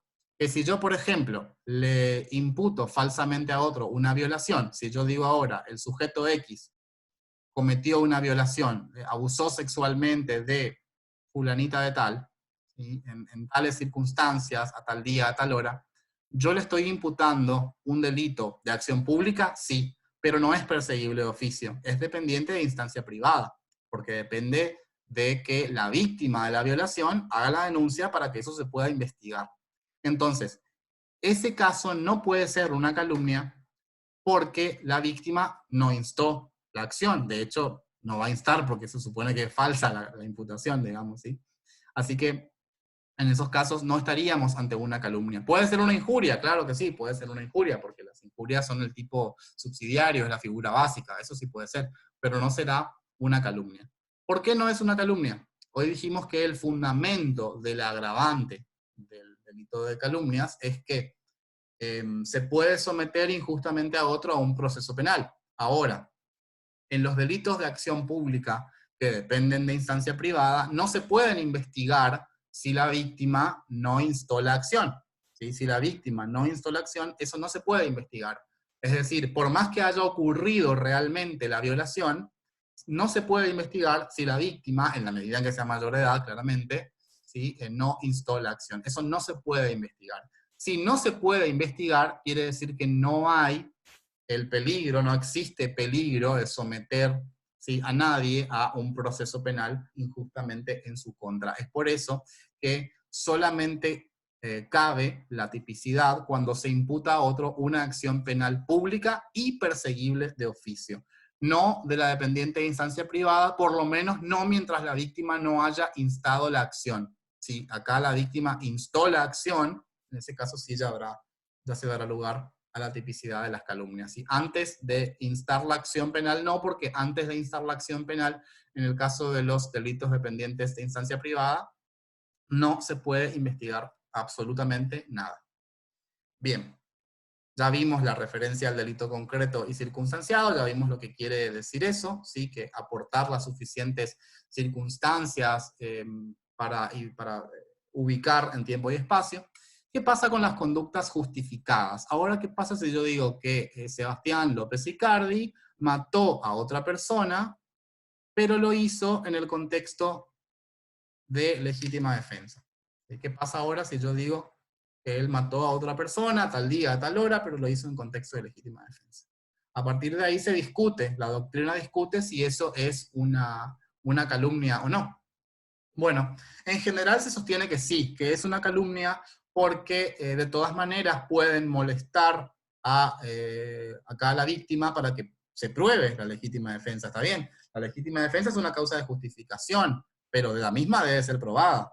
¿Y dónde se prueba eso? En un proceso penal. Entonces hay que someter acá a la víctima de la calumnia al proceso penal. Entonces, por ese motivo, si se imputa una conducta justificada, si yo digo, fulanito de tal mató a otro en circunstancias de legítima defensa, esas circunstancias de legítima defensa se tienen que probar. Entonces existe el peligro procesal, el peligro, mejor dicho, de someter a la víctima a un proceso penal en su contra en forma injusta. Diferente es la situación de los delitos prescriptos. En los casos de delitos prescriptos, ya no se puede llevar a cabo ninguna investigación. Es parecido a lo que pasa en los delitos de acción pública dependientes de instancia privada. Por ejemplo, en la violación, volvemos sobre el caso, la víctima de violación, si decide no instar la acción penal, esa violación no se puede investigar. Lo mismo pasa respecto de los delitos donde ha operado la prescripción, y que es la extinción de la acción penal por el transcurso del tiempo. Si yo digo, Sebastián López Icardi, la tengo hoy con él, pobrecito, mató a otro hace 20 años, bueno, él habrá tenido, ¿cuántos años tenía? 3 años tenía, hace 20 años. No, mala mía, mal ejemplo mío. Si yo digo, por ejemplo, que una persona mató hace 20 años a otra, bueno, en 20 años el delito ya prescribió, salvo que sea un delito de lesa humanidad, pero vamos a contar con que no. Si yo le imputo a alguien una conducta, un delito que está prescripto, tampoco existe el peligro procesal, no existe peligro de someterlo a un proceso penal, porque eso no se puede investigar. Bien. Bueno, ahí tenemos también en el PowerPoint imputación de delitos de acción privada o públicos que dependen de instancia privada. Esos casos no están comprendidos dentro de la calumnia. ¿Qué pasa con los menores como sujetos pasivos del delito de calumnias? Bueno, respecto de los menores hay que hacer más precisiones, hay que agregar algunas cosas respecto de lo que dijimos hoy en las injurias. Los menores están exentos de responsabilidad penal. Existe un régimen especial para el régimen penal de la minoridad, y ese régimen especial nos lo da la ley 22.278. En esa ley, 22.278, se establece la no punibilidad de los menores de 18 años y la punibilidad relativa de los menores entre 16 y 18 años. Si existe entre 16 y 18 años hay una punibilidad relativa. Por debajo de los 16 años no hay ninguna clase de responsabilidad penal. Entonces, la doctrina diría, miren, respecto de los menores, no existe el peligro adicional de ser sometido injustamente a un proceso penal. Si yo le digo a un menor de 15 años, si yo digo que él cometió un delito de homicidio a tal día, a tal hora, tal día, sí, bueno, no existe ahí el peligro de ser sometido a un proceso penal, entonces es por eso que la doctrina hoy sostiene que no podrían ser sujetos pasivos de calumnias en ese sentido, salvo que sean menores que tengan el ámbito de responsabilidad penal relativa. Por ejemplo, un menor de 16 años cumplidos sí puede responder penalmente por algunos delitos, ¿sí? No todos los delitos. Se tiene en cuenta la gravedad del delito y demás, que son, como dijimos hoy, en la ley 22.278 están los delitos por los cuales no responden. Entonces, solamente si al menor de 16 años decimos, bueno, fulanito de tal, que tiene 16 años, cometió un homicidio en tal fecha, a tal hora, etc. En ese caso sí podrá ser sujeto pasivo de calumnias. Bien. De todas maneras, la acción penal tendrán que llevarla a cabo los padres del menor, porque ellos todavía carecen de la capacidad de llevar adelante la acción penal. Bueno, otra de las problemáticas que encontramos en relación con el delito de calumnias es su distinción con el delito de falsa denuncia. El delito de falsa denuncia es un delito contra la administración de justicia, que está tipificado en el artículo 245 del Código Penal, y la conducta típica en este caso, ¿sí?, es la siguiente: denunciar falsamente un delito ante la autoridad. Eso es concretamente una falsa denuncia, ¿sí? El hecho de denunciar falsamente un delito ante la autoridad. ¿Qué diferencia habría entonces entre la calumnia y la falsa denuncia? Porque en ambos casos pareciera que estamos imputando un delito. Bueno, la doctrina mayoritaria hoy en día establece la distinción en los siguientes términos. Para que lo sepan, no sé si lo saben ya, pero en la denuncia no es necesario imputar concretamente a ninguna persona. Yo puedo denunciar el robo de mi celular sin saber quién me lo robó, ¿sí? Claramente. No sé quién me lo robó, ¿sí? Me lo sustrajeron en la calle, no conozco la identidad de la persona que me robó el celular. Bueno, si en la denuncia, si hacemos una denuncia falsa ante la autoridad y no especificamos a la persona, no identificamos la persona, entonces eso será falsa denuncia. Ahora, si yo ante la autoridad denuncio que Sebastián López Icardi me hurtó el celular en tal y tal fecha, hora y lugar de comisión, ¿sí?, en ese caso estamos ante una calumnia.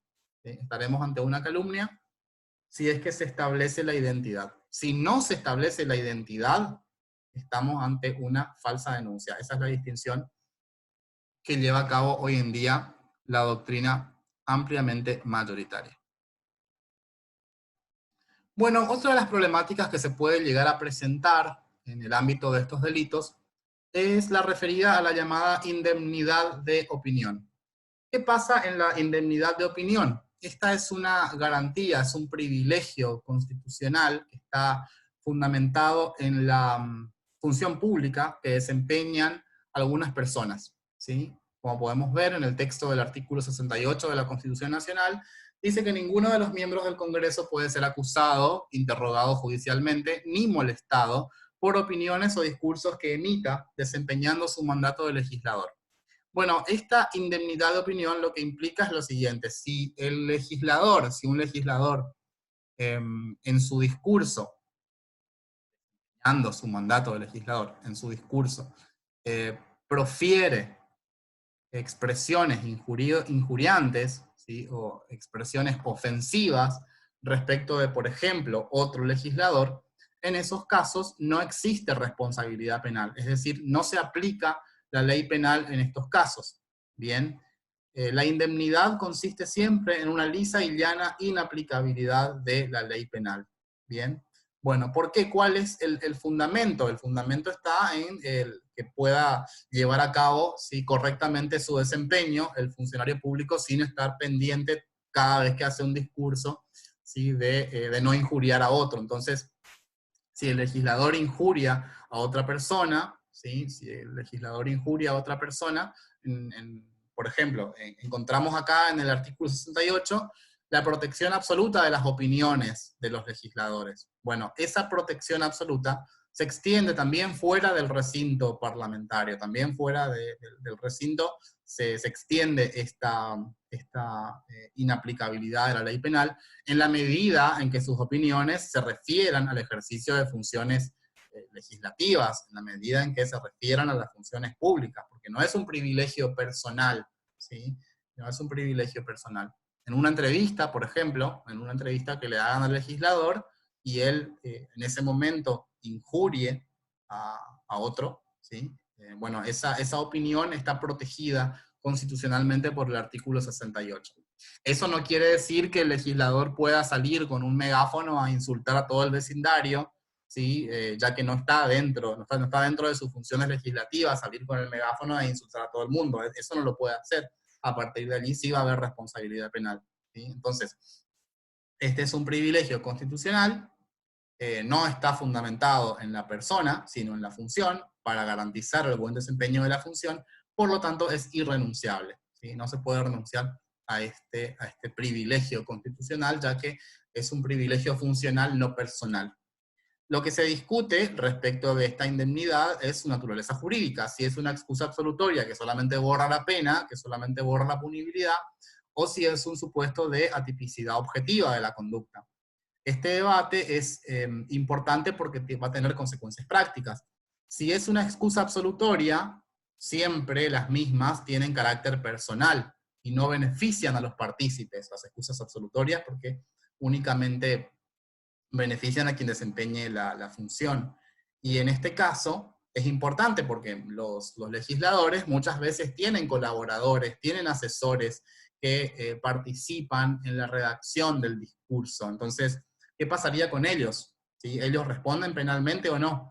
Bueno, si lo consideramos únicamente como una excusa absolutoria, uno podría pensar que sí, efectivamente queda la posibilidad de que respondan, porque esta es una excusa absolutoria personal.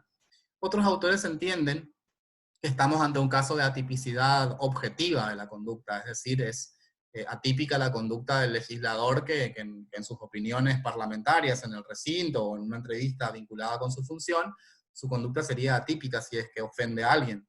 Y esta posición sí liberaría de pena a los eventuales partícipes. Atípica la conducta del principal, atípica la conducta del accesorio porque no se configuró el injusto penal. De todas maneras, hoy en día ya no es más tan problemático esto porque los eventuales partícipes pueden estar amparados por la prohibición de regreso, y eso es aplicable tanto cuando hablamos de excusa absolutoria como cuando hablamos de causal de atipicidad, ¿sí? De todas maneras, el colaborador está cumpliendo con su rol de colaborador del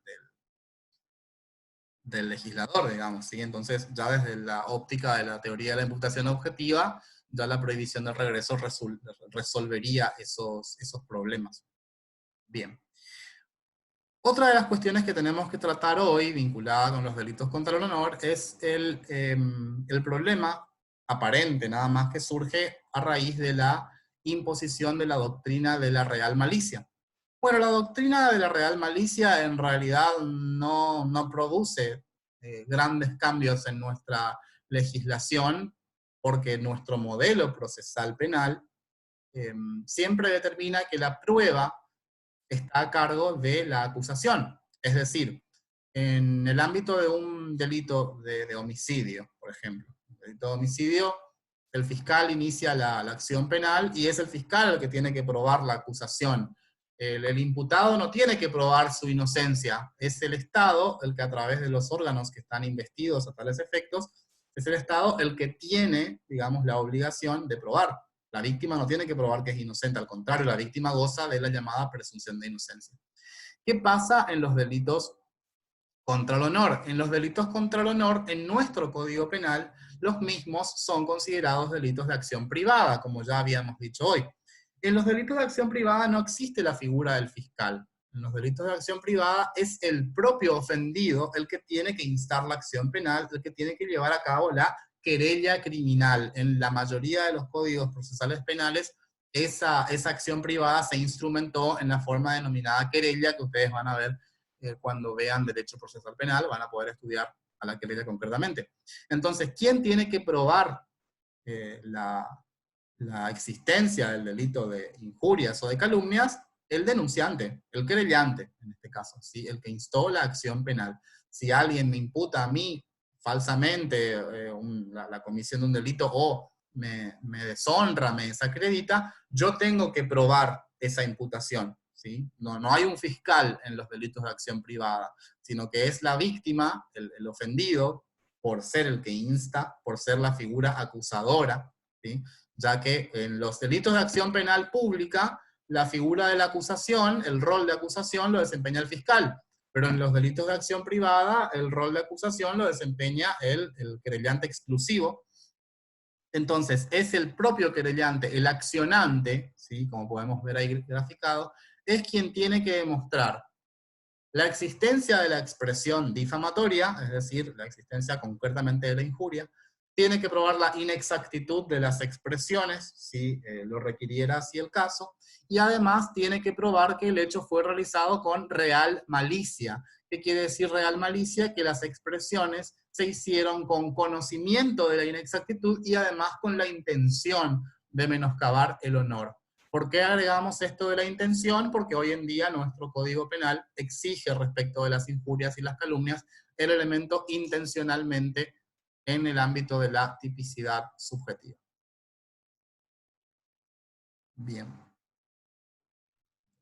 En el artículo 113 del Código Penal nos vamos a encontrar con la publicación o reproducción de injurias o calumnias. Ahí vamos a ver que el que publicare o reprodujere, ¿sí? Injurias o calumnias que fueron inferidas por otro, se va a equiparar a la autoría. ¿Sí? Vamos a leer el artículo 113. El que publicare o reprodujere por cualquier medio injurias o calumnias inferidas por otro, será reprimido como autor de las injurias o las calumnias de que se trate, siempre que su contenido no fuera atribuido en forma sustancialmente fiel a la fuente pertinente. ¿Qué quiere decir esto?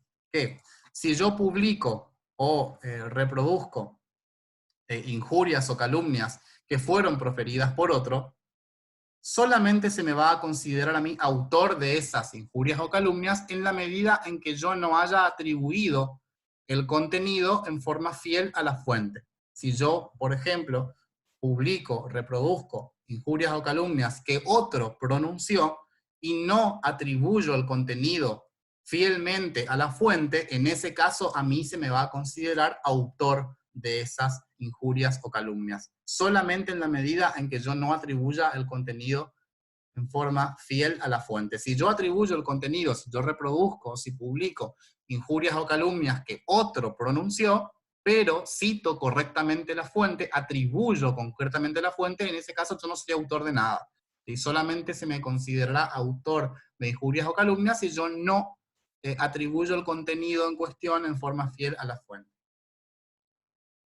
Además, respecto de los partícipes, existe una limitación que la da el artículo 49 del Código Penal, que regula la participación criminal respecto de estos casos. Vamos a leer el artículo 49,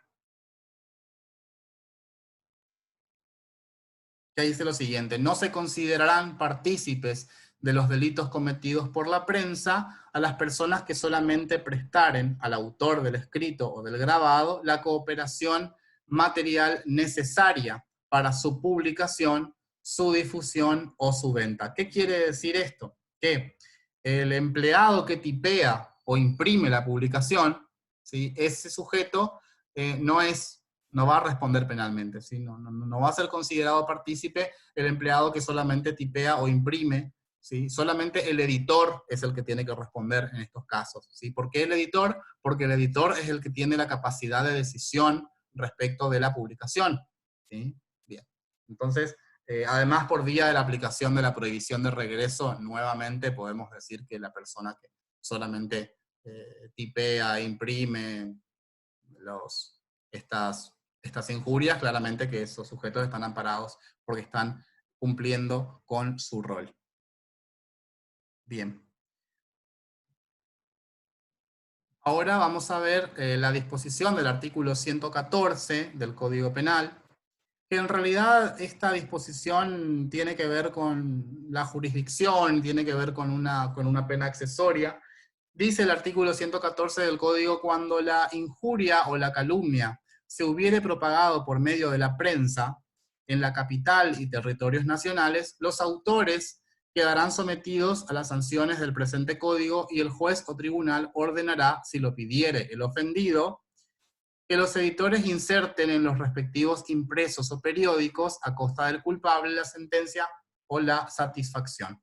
¿Qué es lo que en definitiva encontramos en el artículo 114? Encontramos una disposición vinculada con una pena accesoria, que será la publicación, ¿sí? De la sentencia, digamos, ¿sí? La publicación de la sentencia o la satisfacción a costa del culpable, cuando la injuria se haya propagado por medio de la prensa.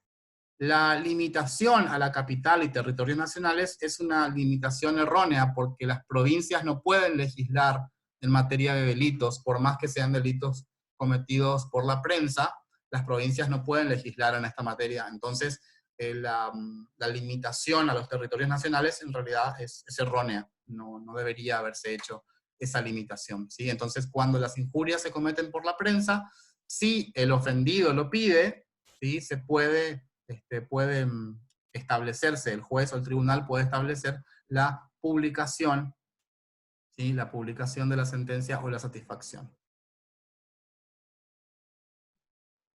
Bueno, ahora vamos a ver los supuestos de no punibilidad que están previstos en los artículos 115, 116 y 117. En el artículo 115 encontramos las llamadas injurias en juicio, o también denominadas injurias ante los tribunales, las injurias recíprocas del artículo 116, y por último los supuestos de retractación del artículo 117. Los agrupamos de esta manera porque en todos estos casos no va a existir responsabilidad penal, aunque por distintos motivos y con distintos elementos que son los que vamos a desarrollar a partir de ahora.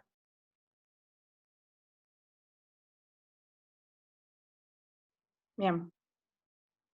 Bueno, buenas tardes a todos. Yo les voy a hablar sobre el artículo 115, delitos de injurias proferidas en juicio.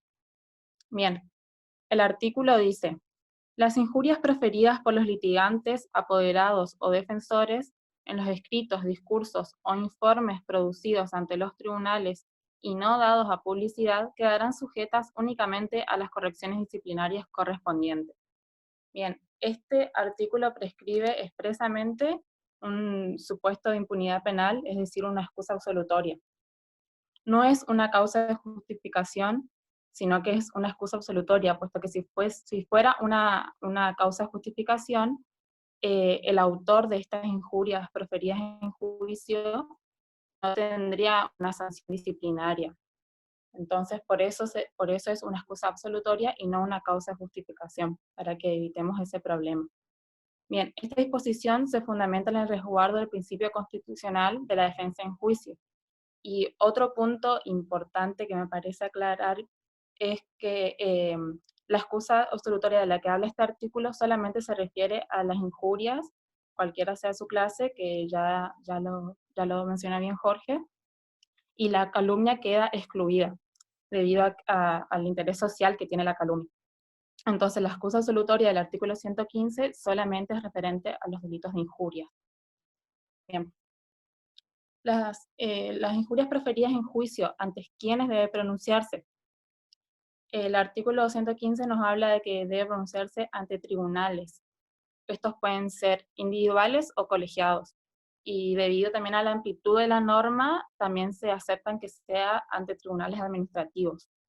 Entonces, la injuria proferida en juicio debe pronunciarse ante los tribunales, sean individuales o colegiados, y también se aceptan los tribunales administrativos. ¿Cómo deben ser o cómo deben llevarse a cabo estas injurias proferidas en juicio? Bueno, puede ser oral o escrito, eso es indistinto, el artículo lo dice por discursos o informes o escritos, pero lo que sí es necesario es que sea en la causa, o sea, durante el juicio, y por parte de una de los litigantes del juicio, que después vamos a ver eso.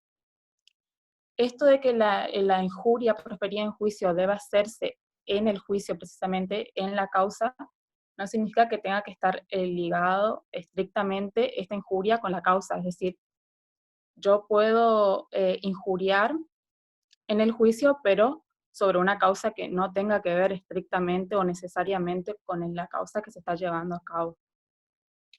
Bien, en cuanto a los sujetos activos de este delito, quienes pueden excusarse de las injurias proferidas en juicio son los litigantes. Acá entrarán acusado, acusador, denunciado, actor civil, querella fiscal, sujetos del proceso penal, que lo van a ver el año que viene. Y también el artículo menciona que pueden ser sujetos activos de este delito los procuradores o defensores, es decir, aquellos que defienden una postura parcial dentro de la causa. Todos ellos pueden ser sujetos activos de la injuria proferida en juicio. En cuanto a los sujetos pasivos, puede ser otra de las partes o cualquier persona ajena al juicio. Es decir, puede ser, por ejemplo, si el sujeto activo fue el acusador, el sujeto activo, el que cometió el delito de injurias proferidas en juicio, el sujeto pasivo puede ser el acusado, o viceversa. O puede ser otra persona ajena al juicio. Esto se relaciona con lo que dije anteriormente, de que no necesariamente debe ser sobre la causa la injuria que se dice en el juicio. Bien, eso es todo. Bien, bueno, esta exención de responsabilidad del Código Penal, como bien les dijo Karen, no obedece a una causa de justificación, porque en las causas de justificación siempre nos encontramos con una ponderación de intereses. Eso es lo que sucede en las causas de justificación y acá eso no ocurre. Lo que pasa es que los jueces hacen uso de su facultad disciplinaria en el ámbito de estos delitos, las injurias ante tribunales, para garantizar la defensa en juicio. Es algo similar a lo que pasaba hoy con la indemnidad de opinión, ¿sí? Va a pasar algo similar para que el abogado pueda de alguna forma llevar a cabo una buena defensa técnica, porque muchas veces en las contiendas, sobre todo en las contiendas civiles, que tienen una estructura adversarial muy marcada, ¿sí? Suelen exaltarse ciertas pasiones en los discursos y demás, entonces digamos que no habría responsabilidad penal en esos casos, ¿sí? No habría responsabilidad penal, sino que quedaría reservada la responsabilidad únicamente disciplinaria, administrativa. Por ejemplo, que en un juicio que el abogado diga, el abogado de la contraparte parece olvidar tal principio o parece desconocer tal principio, o el abogado de la contraparte debería volver a estudiar obligaciones, por ejemplo. Sí, bueno, esa clase de expresiones que pueden ser consideradas injuriantes, que pueden ser consideradas injuriosas, no van a considerarse delito, no se va a utilizar el Código Penal, sino que se van a únicamente utilizar las sanciones disciplinarias. Ojo, quiero hacer una aclaración esto para el ejercicio profesional, nunca hagan esta clase de comentarios asquerosos, decir que el abogado se olvida de tal cosa, ¿sí? Porque es lo más poco profesional que existe, ¿sí? Eso como para hacer un paréntesis. Y una sola cosita más que quiero aclarar, estas injurias no deben haber sido dadas a publicidad. Hay un elemento negativo respecto de estas injurias que no tienen que haberse dado a publicidad. Pero aclaramos algo, el proceso penal, por ejemplo, es público. Si ustedes quieren ir a ver una audiencia y no hay ninguna limitación, ustedes lo pueden hacer. Entonces, ¿qué pasa? ¿Qué pasa con esos casos donde hay publicidad de alguna manera? Bueno, lo que no se puede hacer es dar publicidad a las injurias fuera del marco del proceso. ¿Sí? Es claro que en un proceso penal, como dijimos, es público, más ahora que el proceso penal implica la presencia de los jurados y demás, el proceso penal es público, las audiencias son públicas. Sin embargo, lo que queda dentro, digamos, de la exención de responsabilidad penal, sí, son las que se llevaron a cabo dentro del proceso, en el marco del proceso. ¿Sí? Ahora, si el abogado sale a dar una entrevista a un periodista y dice, no, el abogado de la contraparte no sabía nada de derecho penal, no sabía nada de derechos reales, bueno, eso ya no será una injuria ante los tribunales, ya no será una injuria en juicio. ¿Bien? Bueno, ahora vamos a avanzar, vamos a ver otro de los supuestos de no punibilidad, que son las denominadas.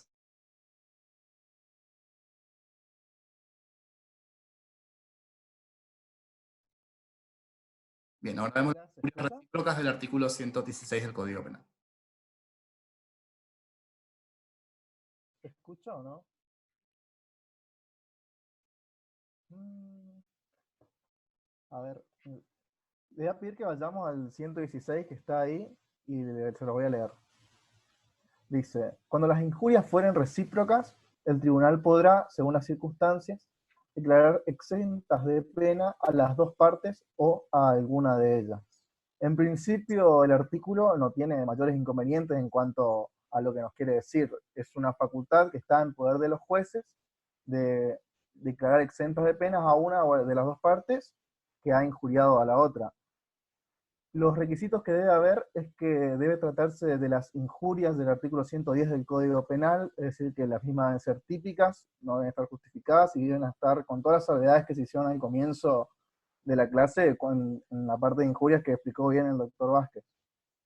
La salvedad que hay que hacer es respecto a la reciprocidad. ¿Qué se entiende por reciprocidad para que el juez pueda hacer uso de esta facultad? En cuanto a la reciprocidad, lo que tenemos que decir es que las injurias deben ser causadas de autor a víctima y esta víctima se convierte nuevamente en autor y la víctima pasa a ser el autor de la primera injuria. Es decir, si A injuria a B, B debe injuriar a A. Lo que debe suceder es que debe haber un nexo de causalidad entre las injurias. Es decir, la causa de la injuria de B es que A lo haya injuriado primeramente. La reciprocidad también tiene que ver con que no puede extenderse la injuria hacia otras personas. Es decir, siguiendo con los ejemplos que estoy diciendo, si B ahora, en vez de injuriar a A, injuria además a A y a B, o injuria a C, no podríamos hablar de una injuria recíproca, porque se estaría extendiendo de la injuria que se había hecho en principio. No es una causa de justificación igual que en el delito anterior. Lo que es una excusa absolutoria de la cual puede el juez, en determinadas circunstancias, evaluarlo y, ¿cómo es?, dejar exento de pena a las partes o a una de las partes. Que sea una excusa absolutoria significa que la conducta es típica, es antijurídica y que puede haber consecuencias civiles al respecto. No sé si hay algo más para agregar. Siempre, claro, sí, siempre subsisten los efectos civiles, y una cuestión que hace más bien al fundamento es una aplicación de un principio que en derecho penal no rige, en principio, que es la compensación de culpas. Ustedes saben que en materia de derecho de las obligaciones y derecho de daños puede regir de alguna manera la compensación de culpas. Es decir, yo te debo 500 pesos, vos me debes 500 pesos, se extingue la obligación, ¿sí? Por ese monto. Bien, bien, eso en derecho penal no existe. Si yo lesiono a mi vecino y él lesiona también a mí, ambos tendremos que responder penalmente por las lesiones que nos causamos recíprocamente. Sin embargo, en materia de delitos contra el honor, por tratarse de un bien jurídico, como habíamos dicho hoy, que en principio no es de los más relevantes, ¿sí? Cuando existe una relación de provocación entre ambas injurias, como bien les dijo Sebastián, es decir, A injurió a B porque él lo injurió primero, es una forma de alguna manera de decir, bueno, ambos quedaron exentos de pena, ya se insultaron suficiente entre los dos, ya se arreglaron entre ustedes, ¿sí? Así que en ese caso podríamos decir que es suficiente. Bueno, por último, la última de los supuestos de no punibilidad es la denominada retractación del artículo 117. Tampoco es una causa de justificación, es una excusa absolutoria. En los siguientes términos, el artículo 117 dice: el acusado de injuria o calumnia quedará exento de pena si se retractare públicamente antes de contestar la querella. La querella es la acción penal, en el caso de los delitos de acción privada. Antes de contestar la querella o en el acto de hacerlo, ¿sí? Antes de contestar la querella o cuando contesta la querella. Ambas oportunidades son válidas. Y la retractación no importará para el acusado la aceptación de su culpabilidad. Bien, ¿qué quiere decir esto de que el acusado no acepta la culpabilidad? No quiere decir aceptación de culpabilidad, no se olviden que eso se emana del principio de prohibición de declaración en contra de sí mismo. ¿Sí? No le podemos obligar al sujeto a que declare contra sí mismo. Bueno, en lo que sucede en definitiva en la retractación es que el acusado se desdice, retira lo dicho, ¿sí? O pide disculpas. La publicidad a la que se refiere el artículo no quiere decir que haya que hacerlo ante un número indeterminado de personas, no quiere decir que la retractación tenga que hacerse en un programa de televisión o que tenga que hacerse por la prensa o las redes sociales. No, la retractación tiene que hacerse pública, pero con la publicidad propia de esta clase de actos, es decir, delante del tribunal. Retractarse públicamente quiere decir retractarse ante el tribunal. Y el querellante no está obligado a aceptar la retractación. Sin embargo, si el sujeto se retractare públicamente, es un pedido de disculpas, esencialmente, lo que ocurre con la retractación, y es muchas veces lo que buscan los querellantes. A veces los querellantes no buscan que se imponga una pena, sino que buscan nada más que un pedido de disculpas liso y llano.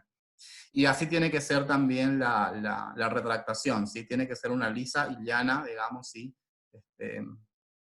Un acto, digamos, de desdecirse. Y no podrían decir, bueno, yo me retracto, las cosas no fueron así, pero yo hice esto porque él hizo tal cosa. No, eso no sería una retractación, digamos, propiamente dicha.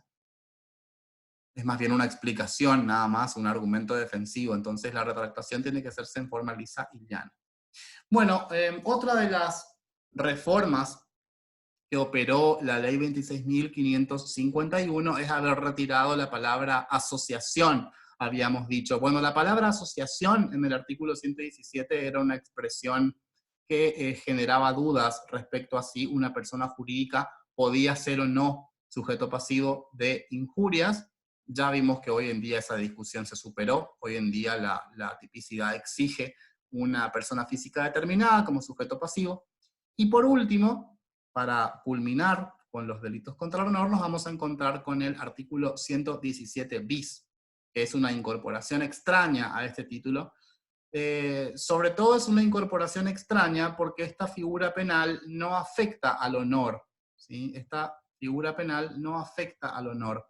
El delito del artículo 117 bis es el delito de suministro de información falsa a terceros. Ese es el delito del artículo 117 bis. La conducta típica es proporcionar a un tercero, a sabiendas, información falsa contenida en un archivo de datos personales. Eso es lo que dice el artículo 117 bis, inciso segundo. El inciso 1 está derogado. Entonces, la conducta típica acá consistirá en brindar, entregar, suministrar información falsa, es decir, suministrar datos que no se corresponden con la realidad. Esa es la conducta típica, ¿sí? Entregar datos a un tercero y esos datos no se corresponden con la realidad. Esos datos deben estar contenidos en un archivo, ¿sí?, de datos personales. La información en cuestión tiene que estar contenida en un archivo de datos personales. Esta figura penal en realidad no afecta al honor, sino que afecta a la intimidad de las personas. Es claramente que suministrar información falsa contenida en un archivo de datos personales, eso más bien es un delito contra la intimidad, no es un delito contra el honor, y es por eso que es extraña la incorporación a este título segundo. Luego, el inciso tercero establece un agravante cuando del hecho se deriva algún perjuicio, ¿sí? Si a través del suministro de información falsa a terceros se produce algún perjuicio, bueno, ese perjuicio puede ser de cualquier naturaleza. Puede ser un perjuicio de naturaleza moral, patrimonial, laboral, ¿sí? No solamente se incluiría el perjuicio patrimonial, sino también cualquier clase de perjuicio, es el que está comprendido en la agravante del inciso segundo. Y la problemática que vamos a encontrar en el artículo 117 bis es una problemática en cuanto a la literalidad del artículo, ¿sí? Una problemática que surge de la literalidad en la cual está formulada.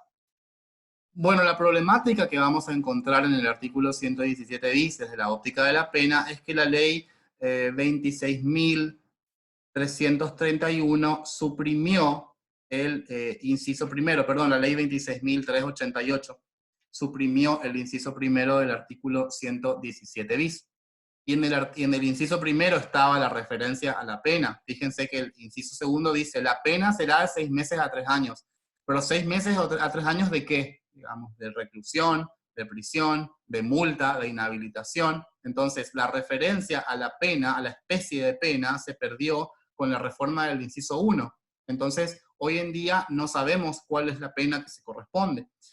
Por respeto al principio de legalidad penal, tiene que establecerse en forma clara y precisa, no solamente la materia de prohibición, no solamente la conducta típica, sino también la consecuencia jurídica que se deriva de la comisión de la conducta típica, ¿sí? Entonces, tiene que quedar claro cuál es la especie y cuál es el monto de la pena, ¿sí?, que se va a aplicar. En consecuencia, estos delitos, ¿sí?, este delito de suministro de información falsa a terceros, es un delito sin pena. Entonces, es una figura penal que no se puede aplicar en el caso concreto, ¿sí? Es un delito que se ha quedado sin pena porque el legislador derogó el inciso 1, ¿sí?, y nunca modificó el segundo inciso como para establecer la referencia a la pena. Uno podrá decir, bueno, mire, pero uno podría decir, pero cada vez que el legislador dio un monto temporal, se está refiriendo a la prisión o la reclusión. Pero eso es hacer una analogía y mal en parte, eso es suponer algo, ¿sí? Y eso no se puede hacer en derecho penal, ¿sí? Sería llevar a cabo una analogía in malam partem. Podemos suponer, claro, que era la pena de prisión, pero el problema inclusive está que ahora ningún delito contra el honor tiene pena de prisión. Esto, antes de la reforma, uno podría decir, bueno, se refiere a la prisión, tomemos como base los delitos de injurias y calumnias, pero tampoco tienen pena de prisión ellos ahora, ¿sí? Injurias y calumnias solamente tienen una pena de multa. Entonces, lo que pasaba antes es que en el inciso primero del artículo 117 decía, ¿sí?, pena de prisión, y el inciso segundo decía, la pena será de tantos años, ¿sí? Así que se perdió la referencia a la pena que estaba contenida en el artículo 117, con lo cual estos son delitos, pero sin pena.